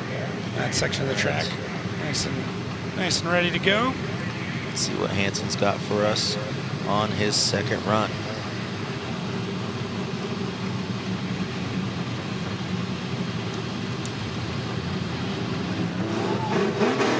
All right, Rudy Hansen leaving the start line. Let's see what he's got for us. And Manji into the wall. Yep, definitely leveling up here for Hansen. I believe he had an incomplete on his first, no, right? Let's take a look here. As Hansen, he had an incomplete on his first run, thank you. Splashing, so he needs to get a score here, so don't outkick your coverage, as they say. Hansen keeps between the lines. Yeah, oh boy. And yeah, did you see him forego that last outside zone? I think he was nervous. Yeah, he was definitely nervous. Get a little shaky at that point, especially sitting on that incomplete. So gets it out there, really fighting the car, fighting a ton of understeer. Car does not want to rotate around and barely fills that section of the track, going a little bit wide through here. A lot of the zones. I think he's fighting something with the car as well. They probably have some sort of mechanical that's not great. But yeah, when he gets back on power, we're going to see a lot of not great scores to this part of the track. Hey, he's on 7 though, 97. Take a win where you can get it.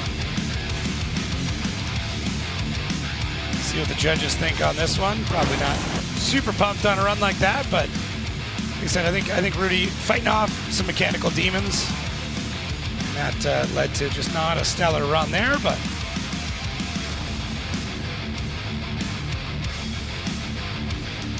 all right, the fans lurking in the shadows. Is that a cape? I think it's a Snuggie. Oh man, love it. Oh, thank you, cameraman. Yeah. Waterproof Snuggie or just a towel? I don't know. Is that a like poncho? It seems fleecy. It seems a little fleecy to be. Seems like an Ewok. I think it's an Ewok outfit. It's camouflage though. Look at that, leaves. Gone. I don't know where they went. Yeah. Well, it's like camouflage at the Beyond aisle at Bed Bath & Beyond. Yeah. Yeah. It's like camouflage. Camouflage. Yeah. Love it. It looks comfy. I'm really jealous. Yeah. Yeah. Love that. I know what I'm getting you for Christmas. Sweet. That's the gift exchange. 42.8 for Rudy Hansen. Not ideal, but it's a score, and it's not the bottom score. But a 42.8 gets him in the show. Here we go, Ryan Literal, NRG, S chassis. Here comes Literal, watch this. I think he's gonna go big. I think he's gonna go big because, he comes unwound a little bit. He grips up. Fights back, the fire just blowing out the hood. Oh, buddy, he is hanging on loosely and not letting go. Oh, he's slapping the water, just skipping like a stone across, and he'll do a little tank slapper there and shut her down. I like seeing the dash glow on his helmet as that thing was just popping off the rev limiter. You could see the red lights flashing. Oh, man. Danger, Will Robinson. Yeah, danger to manifold. So that'll be an incomplete there for Ryan Literal, and he's going to have a day to think about it before he gets back out there. But he did get a score on the board. I think sitting around 24th at this point. Ben Hobson. 77.8 on his first run. Third right now. Yeah. You love to see it. Love to see it. The Hobson. The Hobson. The Hobgoblin? Hobgoblin. I don't think he would like that. Yeah. He'd have something to tell me about that one. Yeah. We're not gonna manifest that one. Oh, come on, man. No standing burnouts. You know the track rules. It's not even gonna hurt it. Not even gonna hurt it with this. The surface here is really nice. It's so good. Great pavement. Just cannot stress it enough on how cool this is. Yeah. Great little town out there. Yep. All right, locking it in.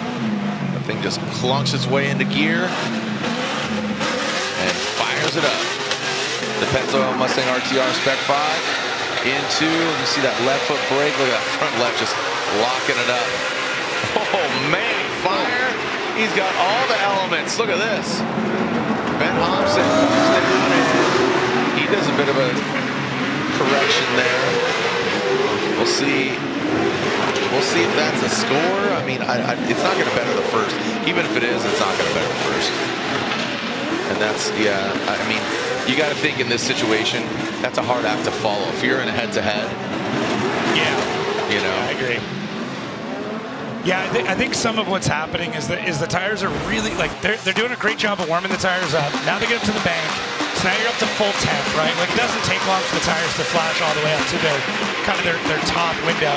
Then you come through here and it's already damp, and maybe not through that run, but a few of the other ones, the tire will almost skin over. That the top layer just gets very, very smooth. There's like no grip whatsoever, and it doesn't take a lot. Just a little bit of water will do that, and I think that's what ended up happening. And judges, I think, deeming that unchaseable. That's an incomplete. The rest of the zone scores look pretty good, but unfortunately, that is going to be a 0 for Ben Hobson on that run. Yeah, that's an incomplete there for Ben Hobson, and that's what we were saying there is basically, that's an unchaseable lead run. That's what I was alluding to. And here we go, looking at Jonathan Castro. And like we talked about, he seemed a little hesitant on his first run, but not the case right now. Looking a lot more comfortable. A lot more comfortable now, coming down to the flat section. Transitions. Still a considerable amount of water here for Castro. And that 86 comes in at last. Arc swing. Slows down considerably, but still keeps it sideways. It's just this evolutionary chart. Fast, and then it just ramps down. I do like the effort they're putting in to try and get that last zone. I mean, there's a big stack up of qualifying scores right now in the like high 60s, low 70s. So even just going through, picking up those last 5 points in line in the final section of the track. Could be enough. Could be enough to bump you, out of a spot where you're going to be going up against a really, really tough competitor. So, at that point, you're not going to be top qualifier, but you're always looking for the points. Show's just looking for more information. I don't believe there's any more adverse weather on the way for us, but you want to try and get as much information as you can. The rest of the zone's looking fairly good there for Castro. There's the last one. It's getting across the line. So 26.2 at a 40 on line, 33.3 on angle, 40 there as well. And judges' scores in style get averaged out across the three of them, and that gets added into what you see there, and that will give you your final score. And here it is, a 68.83, 68.83. So look at that angle, 33 out of 40. That's admirable. All right, Adam LZ, thumbs up. We'll spray the nitrous, and away he goes. I think Adam's gonna tune it up, dude. He's gonna turn it up. Watch this. Great angle. Look at locked in, massive angle there. Comes down into that inside clip. A lot of these drivers, like he said, they just got all this grip and they just have to scrub so much speed and momentum coming down there. And now that last area right on the course edge, quick little correction, no problem. It was just very microscopic. Oh man, there's only so many of those wings. Those things are like, those things are like dodo birds, dude, man. Those are really rare bills. I do love the subtle flex of some of the parts he picks. Oh yeah. Car where you're like, jeez, there's only 10 of these wings in the world. Yeah, so he's gonna run them. Even the wheels. Oh man. Really solid run. Love to see this much effort coming out. It gives us such a strong preview of some of the speeds that we're gonna see. But coming off the bank, that car just washes out really, really quick. But he's got enough side bite in it to be able to hold that down and make sure the car does not fly off track. The rest of the zone's looking quite good here for Adam. Pulls a touch of angle out, back on the left foot brake to get that car to come around. Coming out just maybe swaps a little blue for white on that wall. There's really a little graphic on the roof I didn't notice. The way the lighting is.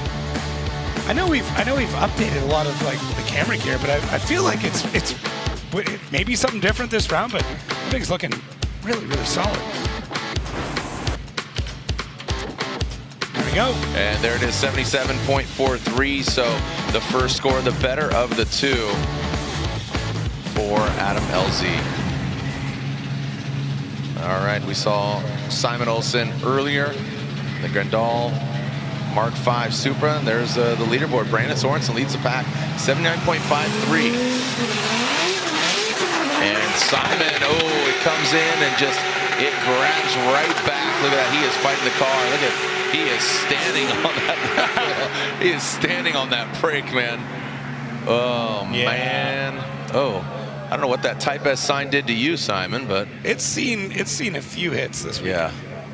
Yeah, man. Type S backs it in. All right. Great little promo for them. Yeah. Yeah. A little bit of screen time. All yeah, right. he whipped it out there, but it's got so much grip right now, and I think just a little bit of bad timing on it. The hard part too is the run-up is not that sticky, so you come out of the blocks, you get the car to whip out, and you need that kind of launch to shoot you up into the zone, and it's just not coming together for him. Mr. Rad Dan on the line. Yeah, Red Dan, like I said, just car looks really, really good. There's no way he's 42. There's no. Can we check that? Yeah, he's lived a few lives, man. I've known this guy for a long time, and he's just. I think, and if you watch any of Rad Dan's videos, I say this with comment. He's just chill. He's mellow. Dude. He has like sloth type speed in a great way. He's a loving dude, good guy, but just keeps it mellow. He's always keeps it mellow, except when he's driving. He's told me some stories, and it's the most intense situation. He's like, yeah, it's crazy. I was like, man, I love it. I try to see every driver, right. But every round, like guaranteed to spend like 10, 15 minutes with Rat Dan. Yeah, and it's such a funny juxtaposition because, like I said, he's Is that? Oh, the revving. Okay, yeah, somebody else. Like I said, the juxtaposition of Rat Dan and just how mellow he is. It's just it's funny, man. All right, here we go. Rat Dan Burkett, party out back. Here we go. Yeah. Woof, right there, up in your grill. You need to pick out some of that tire debris from the GT radials up in your face. Yep, and that Mark IV Supra, he had that transition dialed. Everybody else really has to check up coming off the bank. But now he is just skipping his way across that middle section, right there on the course edge. And now coming in. There we go. Rat Dan. Yeah, the track just does not dry out like any of the other tracks, man. It's like it just sits. It does not dissipate. Yeah, I honestly think it's just, I mean, we don't have like a ton of wind right now, so that's not going to dry it out. We don't have any sun, and there's not like drainage in the area that we're going. Right. This track is built, you know, to drain the water off the main bank into the section that we're into. So it's just the way that the whole thing is built. But I mean, the nice thing at this point is it's been fairly consistent for a lot of these drivers going through. We're at a point where the top part is the top part of the track is dried out, and the rest of it's just a little bit slick. Yeah. Dude, nailed that inside clip. King of the Cone. You ever seen those competitions? Yeah. Yeah. It's King of the Cone. King of the Cone. All right, so he does better. 70.43, jumps up to 16th. Jumps up to 16th, so 33.5 angle. So good angle, good excitement. Arturo Masayama, Juku Racing, Evangelion Racing, BC Racing Coilovers, and here comes Masayama. So some of the drivers vying for, again, just one run, huh? Yeah, it seems that way. There's a few of them. Just said, hey, I'm in the books, I'm locked in. And Masayama coming on through. Masayama had a 72.06, I believe it was, on his first run. And now coming through the wet portion. Masayama bringing on home to Japan, or here in Connecticut. Yep. Just crawling his way. Woof. Yeah, he was just slowly strolling his way across that finish. Yeah, I was really hoping that he was going to be able to whip it right into the zone. Because when he came through and he kind of loaded the car up, I was like, oh, okay, cool. If he can plant, this is going to be a solid outside zone one. Unfortunately, it takes him about halfway through, or about 69% of the way through. Nice to get all the way through that section. Zone 2, though, unfortunately, wide through there, and 3 collecting the rest of it, but gives you a good idea. I mean, like I said, with these outside zones, if there's no wall, it's going to be that leading tire that they're really, really pushing for. When we get into the wall, like zone 7, it's going to be the bumper. So Race Data Labs and the Wally system knows where everything is laid out, and it's able to calculate the score for our line and angle through there. All right, Wataru Masayama going around the outside. 2 Trailer Park Girls. We are we are 3/4 of the way completed with qualifying in total. Just a few more drivers left for a second qualifying run. Taking a look at the replay courtesy of Race Data Labs and the Wally system. You can see the green Excel, the red, so that path that they're making. You can see the 4 yellow lines are showing you the location of the tires and the wheels, obviously. And then Excel and D-Cell, certain sections, 72.06 for Wataru Masayama. Yep. So, yeah, run 1 still holding on to that top spot for him. Move things along. Kenshiro Gushi, the OG, original Gushi. Gosh, just having known him for so long, he was a teenager when I knew him. I still know him, but yeah, when I knew him, we don't know each other anymore. All right, Ken Gushi, now he's lit the wick. Come on, let's go. There is a good transition. Quick little yank of the handbrake. splashes through, not as dramatic as it was earlier. And you can see coming on in, he's looking a lot more confident here on this second run. Yep. Good placement, crossing the finish line. Yeah, much more confident. I mean, fantastic description of it. 64.7 on the first run. So not able to get all the way up to that bank for the first part of it. It slowly works his way up there. And more left foot brakes. Trying to massage the car up there, really tough. They said a little bit slicker down below where the front wheels are. Jump through that second inside zone.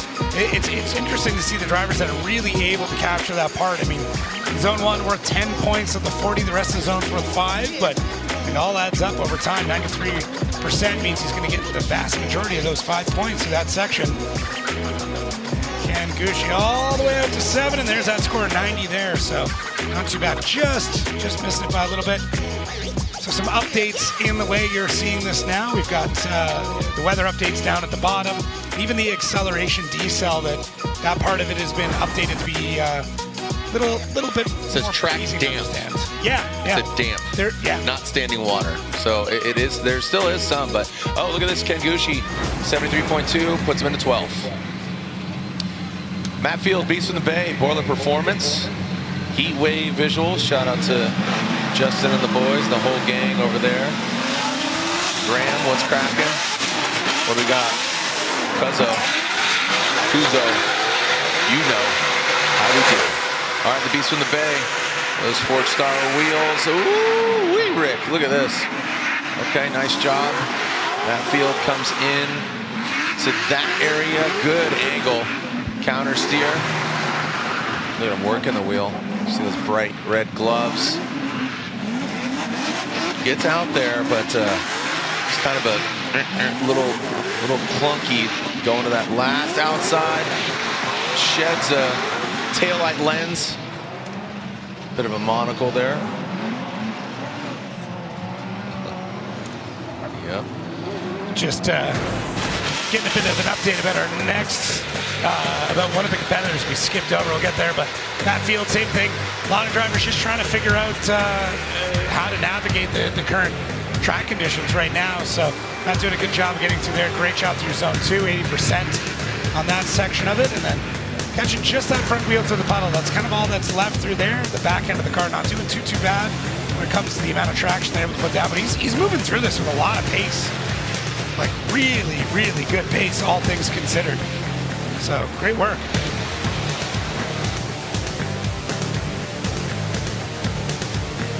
There we go. So the update that I got was that Trent Beecham is he is sitting on a 0 on his first run, and he called a 5-minute timeout. Oh no! So that's where he's at right now, trying to get that car sorted.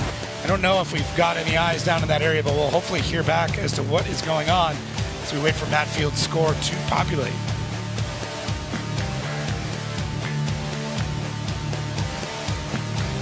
So fingers crossed, get that across the line, and I think we're all thinking about Beecham and making sure that he's able to make it into the show. Yeah, all right. That is very unfortunate for Trenton Beecham. That is quite a stressor.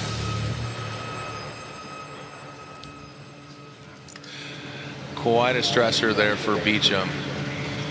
Called the comp timeout. Right now we are looking at, on the start line, the Rain-X Toyota GR Corolla.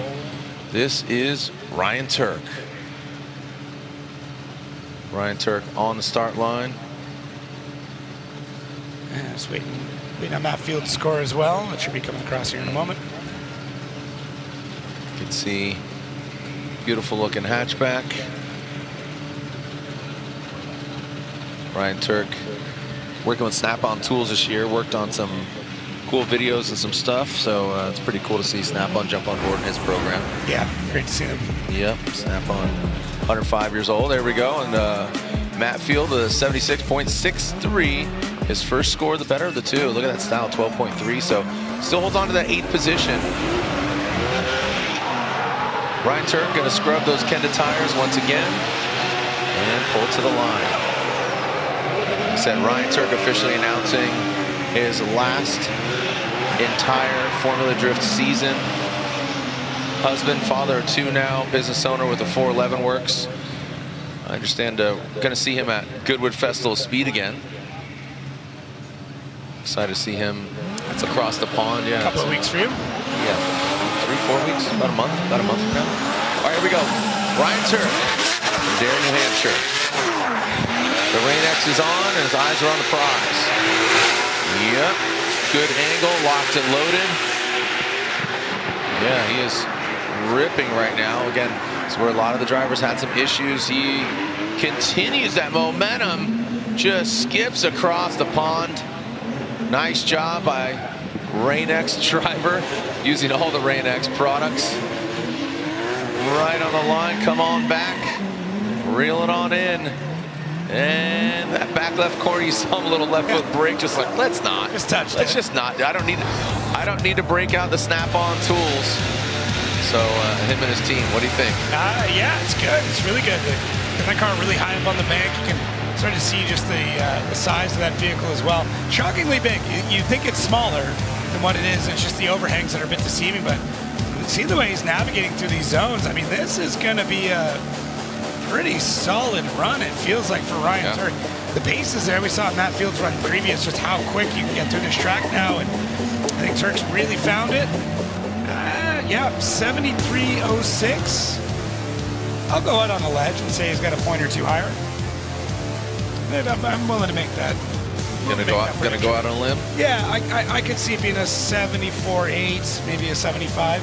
Going out on a whim? Yeah, I could be completely wrong, but who knows? I mean, why not? Let's just. Top score is 79 right now. Yeah, I don't know if it's quite there, but I do think it's better. Yeah, a little small deduction in there, so you can start to see where the Wally system starts to score these, and so obviously the red section is going to be a deduction, and then coming out of it altogether is going to be a deduction. Listen, if you hit the red through the wall, you got a big pop in your hands. Boom, 82.2. So our number 1 qualifier, 82.2, Ryan Turk, the Rockstar driver, jumps to the top of the hill right now.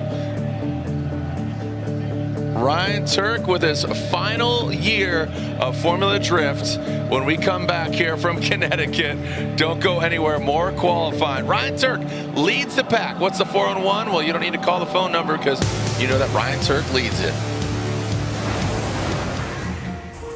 I'm going to say it's the end of the beginning, or the end of this chapter, and it'll be the second chapter of my motorsports life. It's been the longest one, 20 plus years in drifting.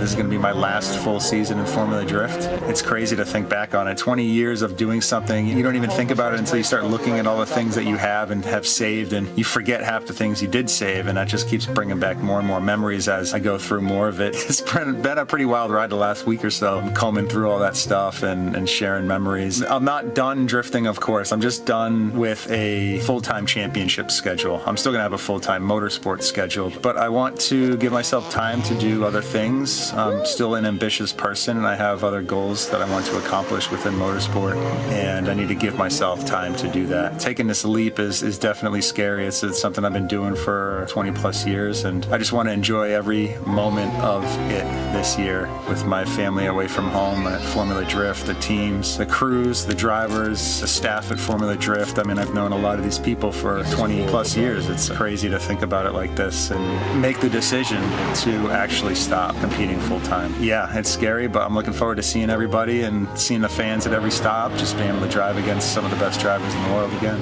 Yeah.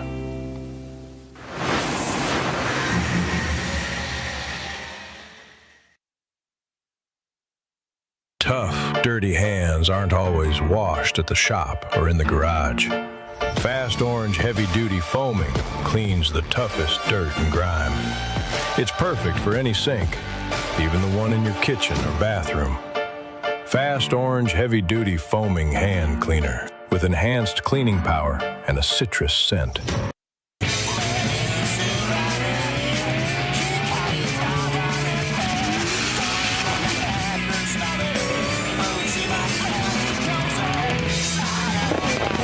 それは国境を越えて時代やメーカーを越えて趣味嗜好すらも超えて車を愛する人たちをつなぐもの、つなぐ感情、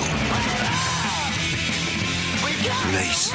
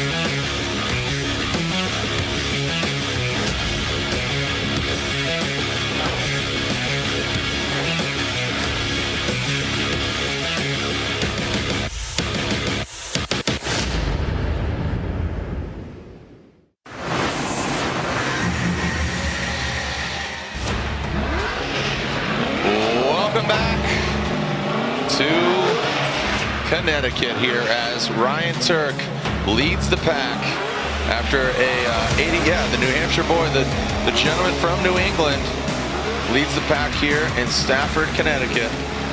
82.6, Brandon Sorensen, Connor Shanahan, Ben Hobson, Adam LZ, your top 5 in our K&N qualifying. But there's still a few more drivers. Oh man, I'll tell you what, this is a must for Cole Richards. Getting a text from his spotter, Pat Gooden. He says this thing is banged up, and it's just really hard to get back in a line to even close to what they usually have. So he's really fighting it. So I think with the conditions a little drier than it was previously, I think he just needs to, not play it safe, but be confidently, just be cautiously aggressive. Oh, like I said, he's fighting the car. He is fighting the car. Cole Richards. No. Oh, man, that is absolutely gutting for Cole Richards. Again, going for Rookie of the Year, a 4th place finish in Long Beach, and now 2 incompletes in qualifying. He is not going to be in the show on Saturday. That is so devastating for him and his team, but should really hold his head high. He will be out of the main event on Saturday. 2 incompletes. Oh, man, and yeah, Trenton Beecham as well. So we have quite a few buys just happening, and now Pat, his spotter, saying an axle. Yeah, this is just devastating for Cole Richards. So gutted. And again, we are hearing that from Trenton Beecham too. That'll be 2 incompletes as,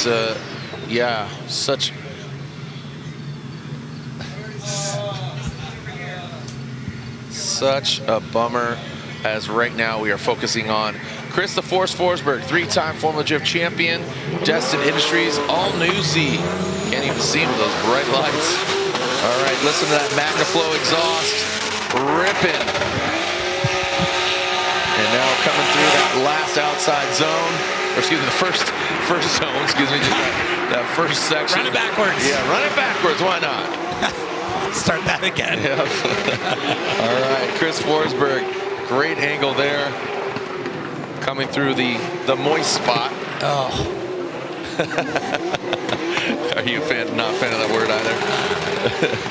All right, coming on and across the finish line, looking a little slick right there for Slick Rick, tuning in from across the country.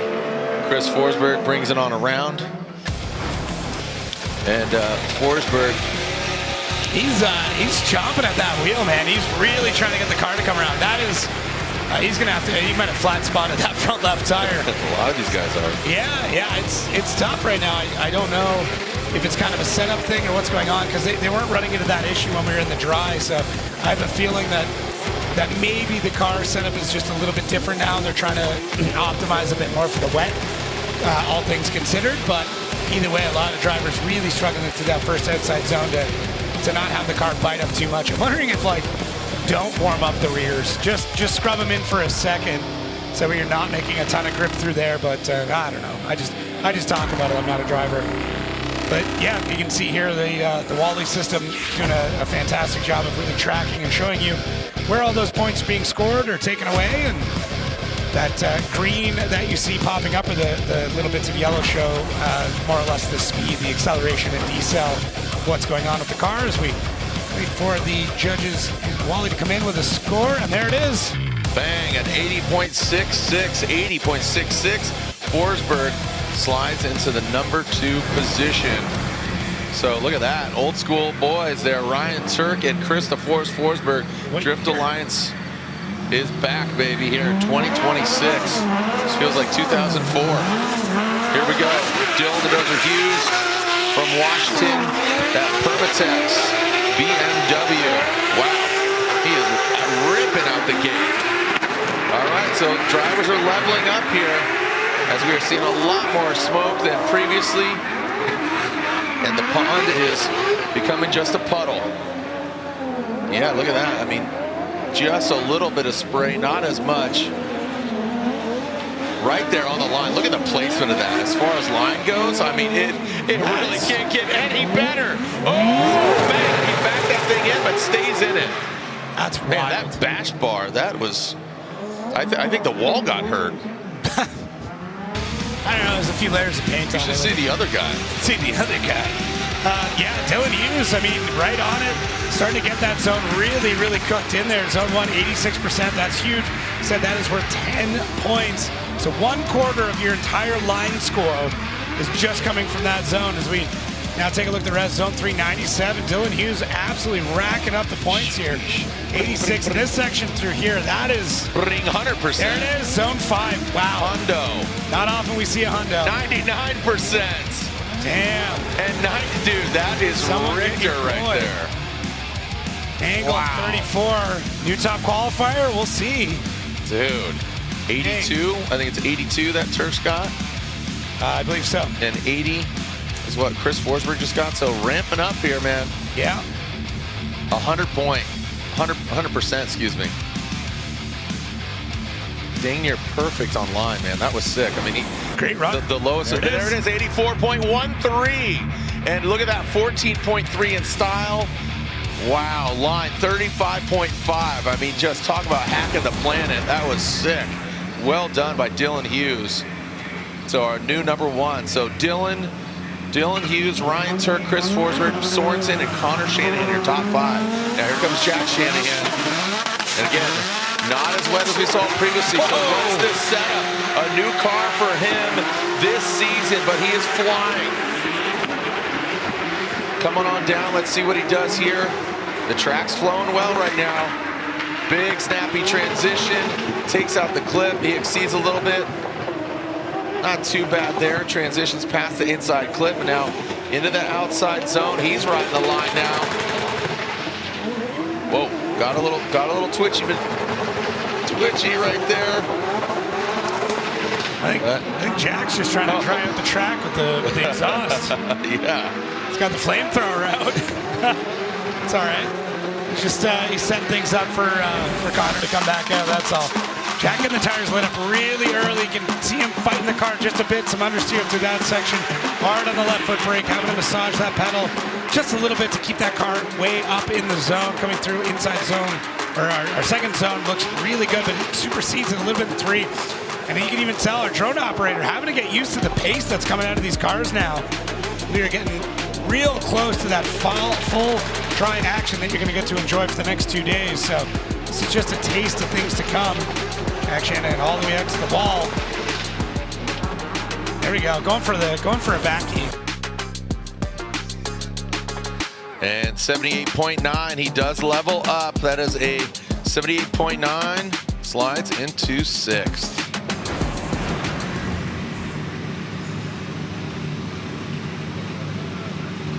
And Connor Shanahan. And here is the younger brother. Let's see what Connor Shanahan's got for us. Connor, that Red Bull vehicle, yes. Big, aggressive. Nice job. And here goes Connor coming down to that flat portion of the track. Good transition. Looking a lot more comfortable and a lot drier. Look at that. That was just very fluid.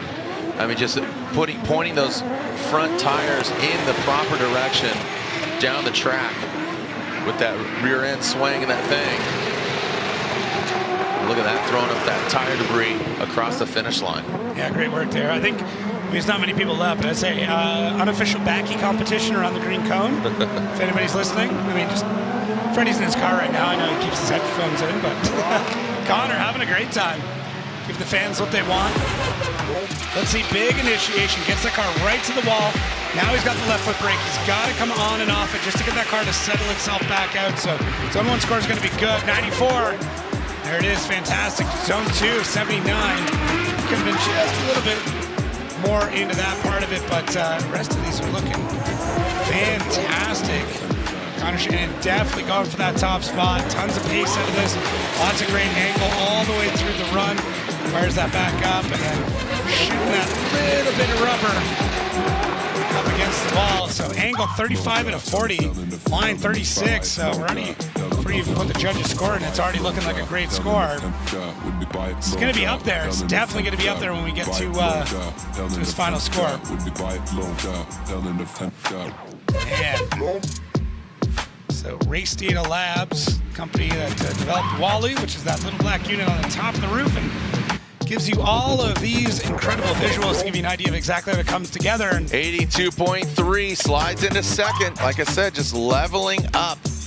36, 35, 11.3 equates to an 82.3 and a number 2 position.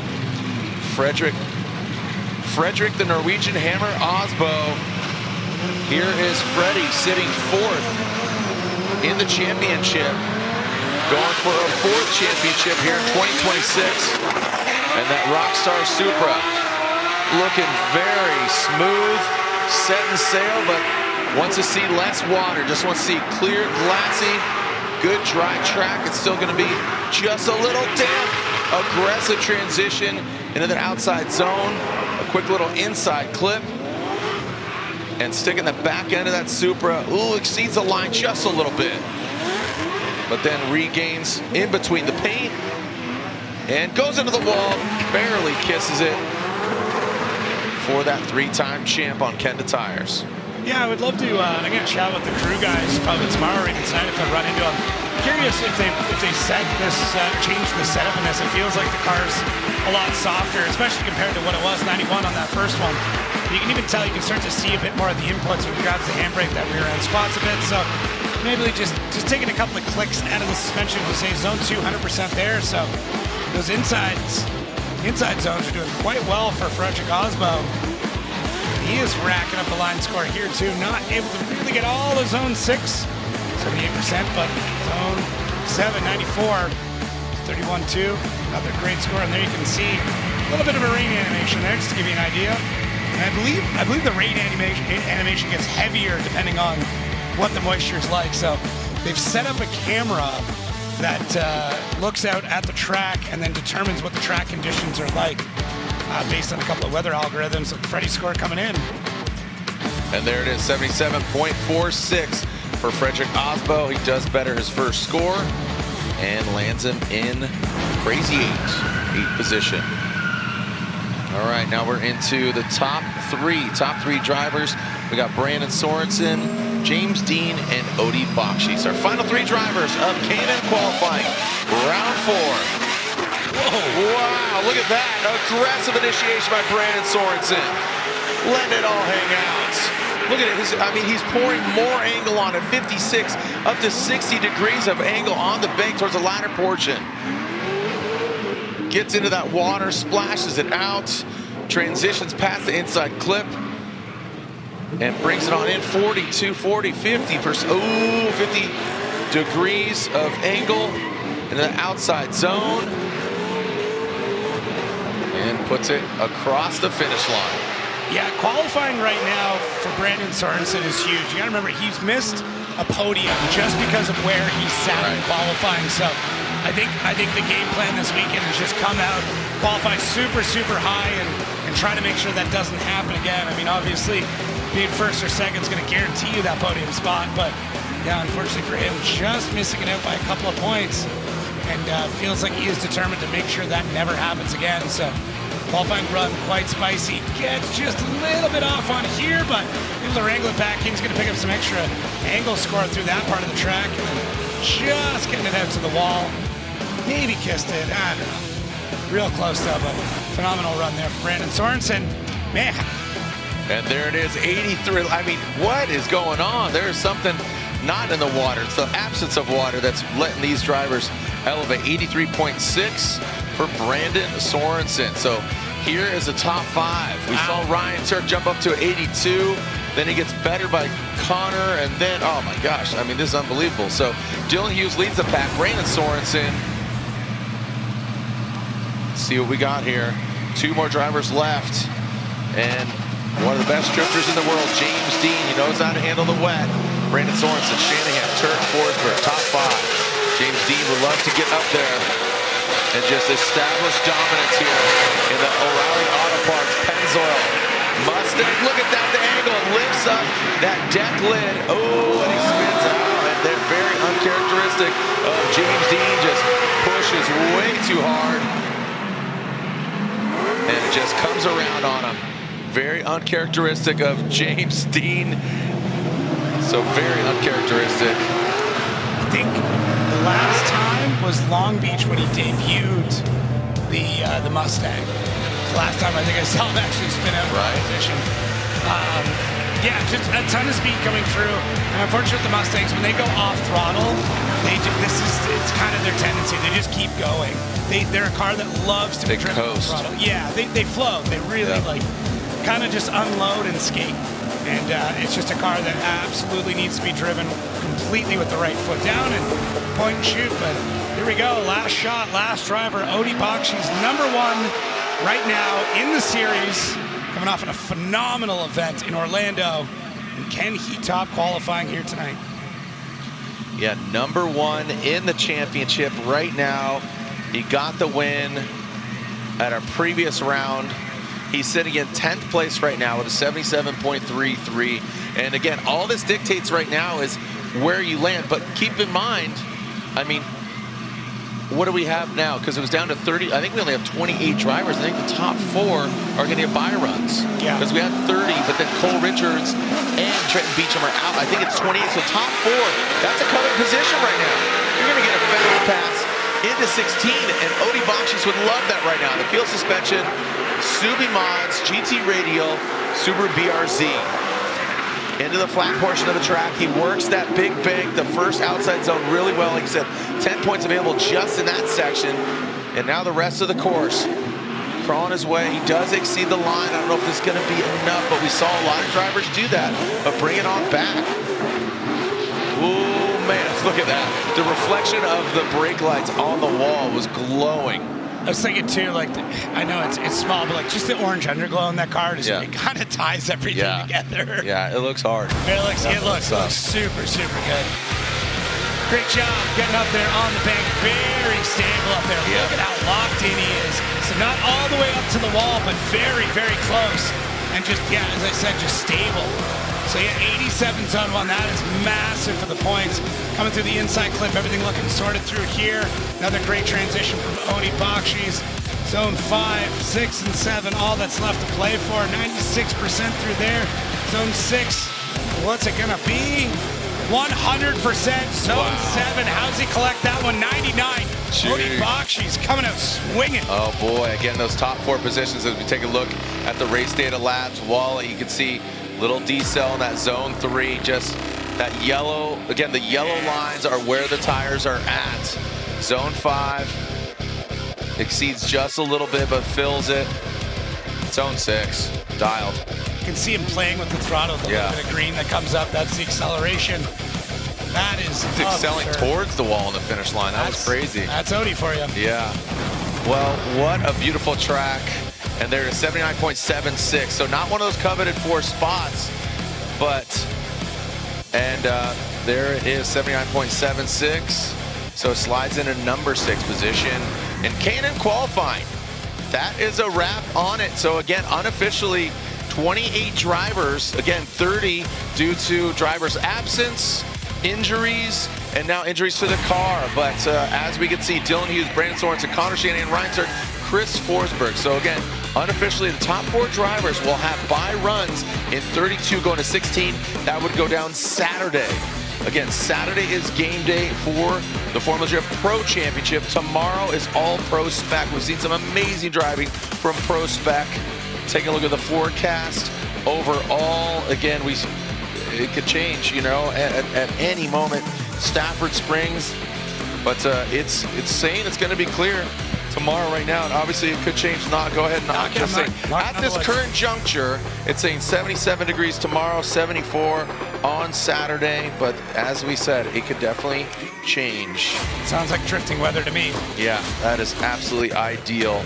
And look at that, Dylan Hughes with a bye, Brandon Sorensen with a bye. And it should be the other ones as well, because Beecham, he wouldn't be able to compete, so you get because he has an incomplete. Yeah. And so Cole Richards as well. And Cole Richards, so Shanahan.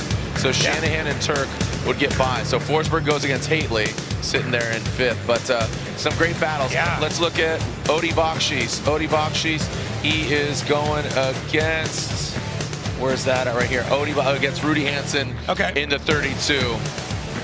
Yeah, so it's going to be super interesting to see how this stacks up. Tommy Lemaire, Brad Dan, I like that one. Adam LZ, Simon Olsen. There's some. Tommy's got to fix his clutch.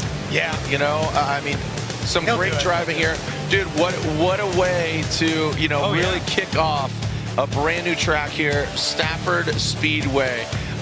Thank you so much, Jacob. You're going to be chilling tomorrow, giving some spectator tours. Tomorrow, yeah. Yeah, so again, thank you, Jacob. Thank you to all of our judges. Thank you to our staff, Race Data Labs, the Wally. Thank you to the fans. The battle at the Springs continues tomorrow for round 2 of the Link Engine Management Pro Spec Championship. So tune in, check your local listings, and of course, download the Racer app. Watch every battle on the Racer Network. On behalf of the whole Formula Drift team, racers, drivers, sponsors, and everybody, I'm Jared Deenda. Send it. We'll see you online tomorrow, or we'll see you another time. As, again, beautiful day, beautiful night, beautiful drifting. At the end of the rainbow, there's a pot of gold, and it's here in Connecticut.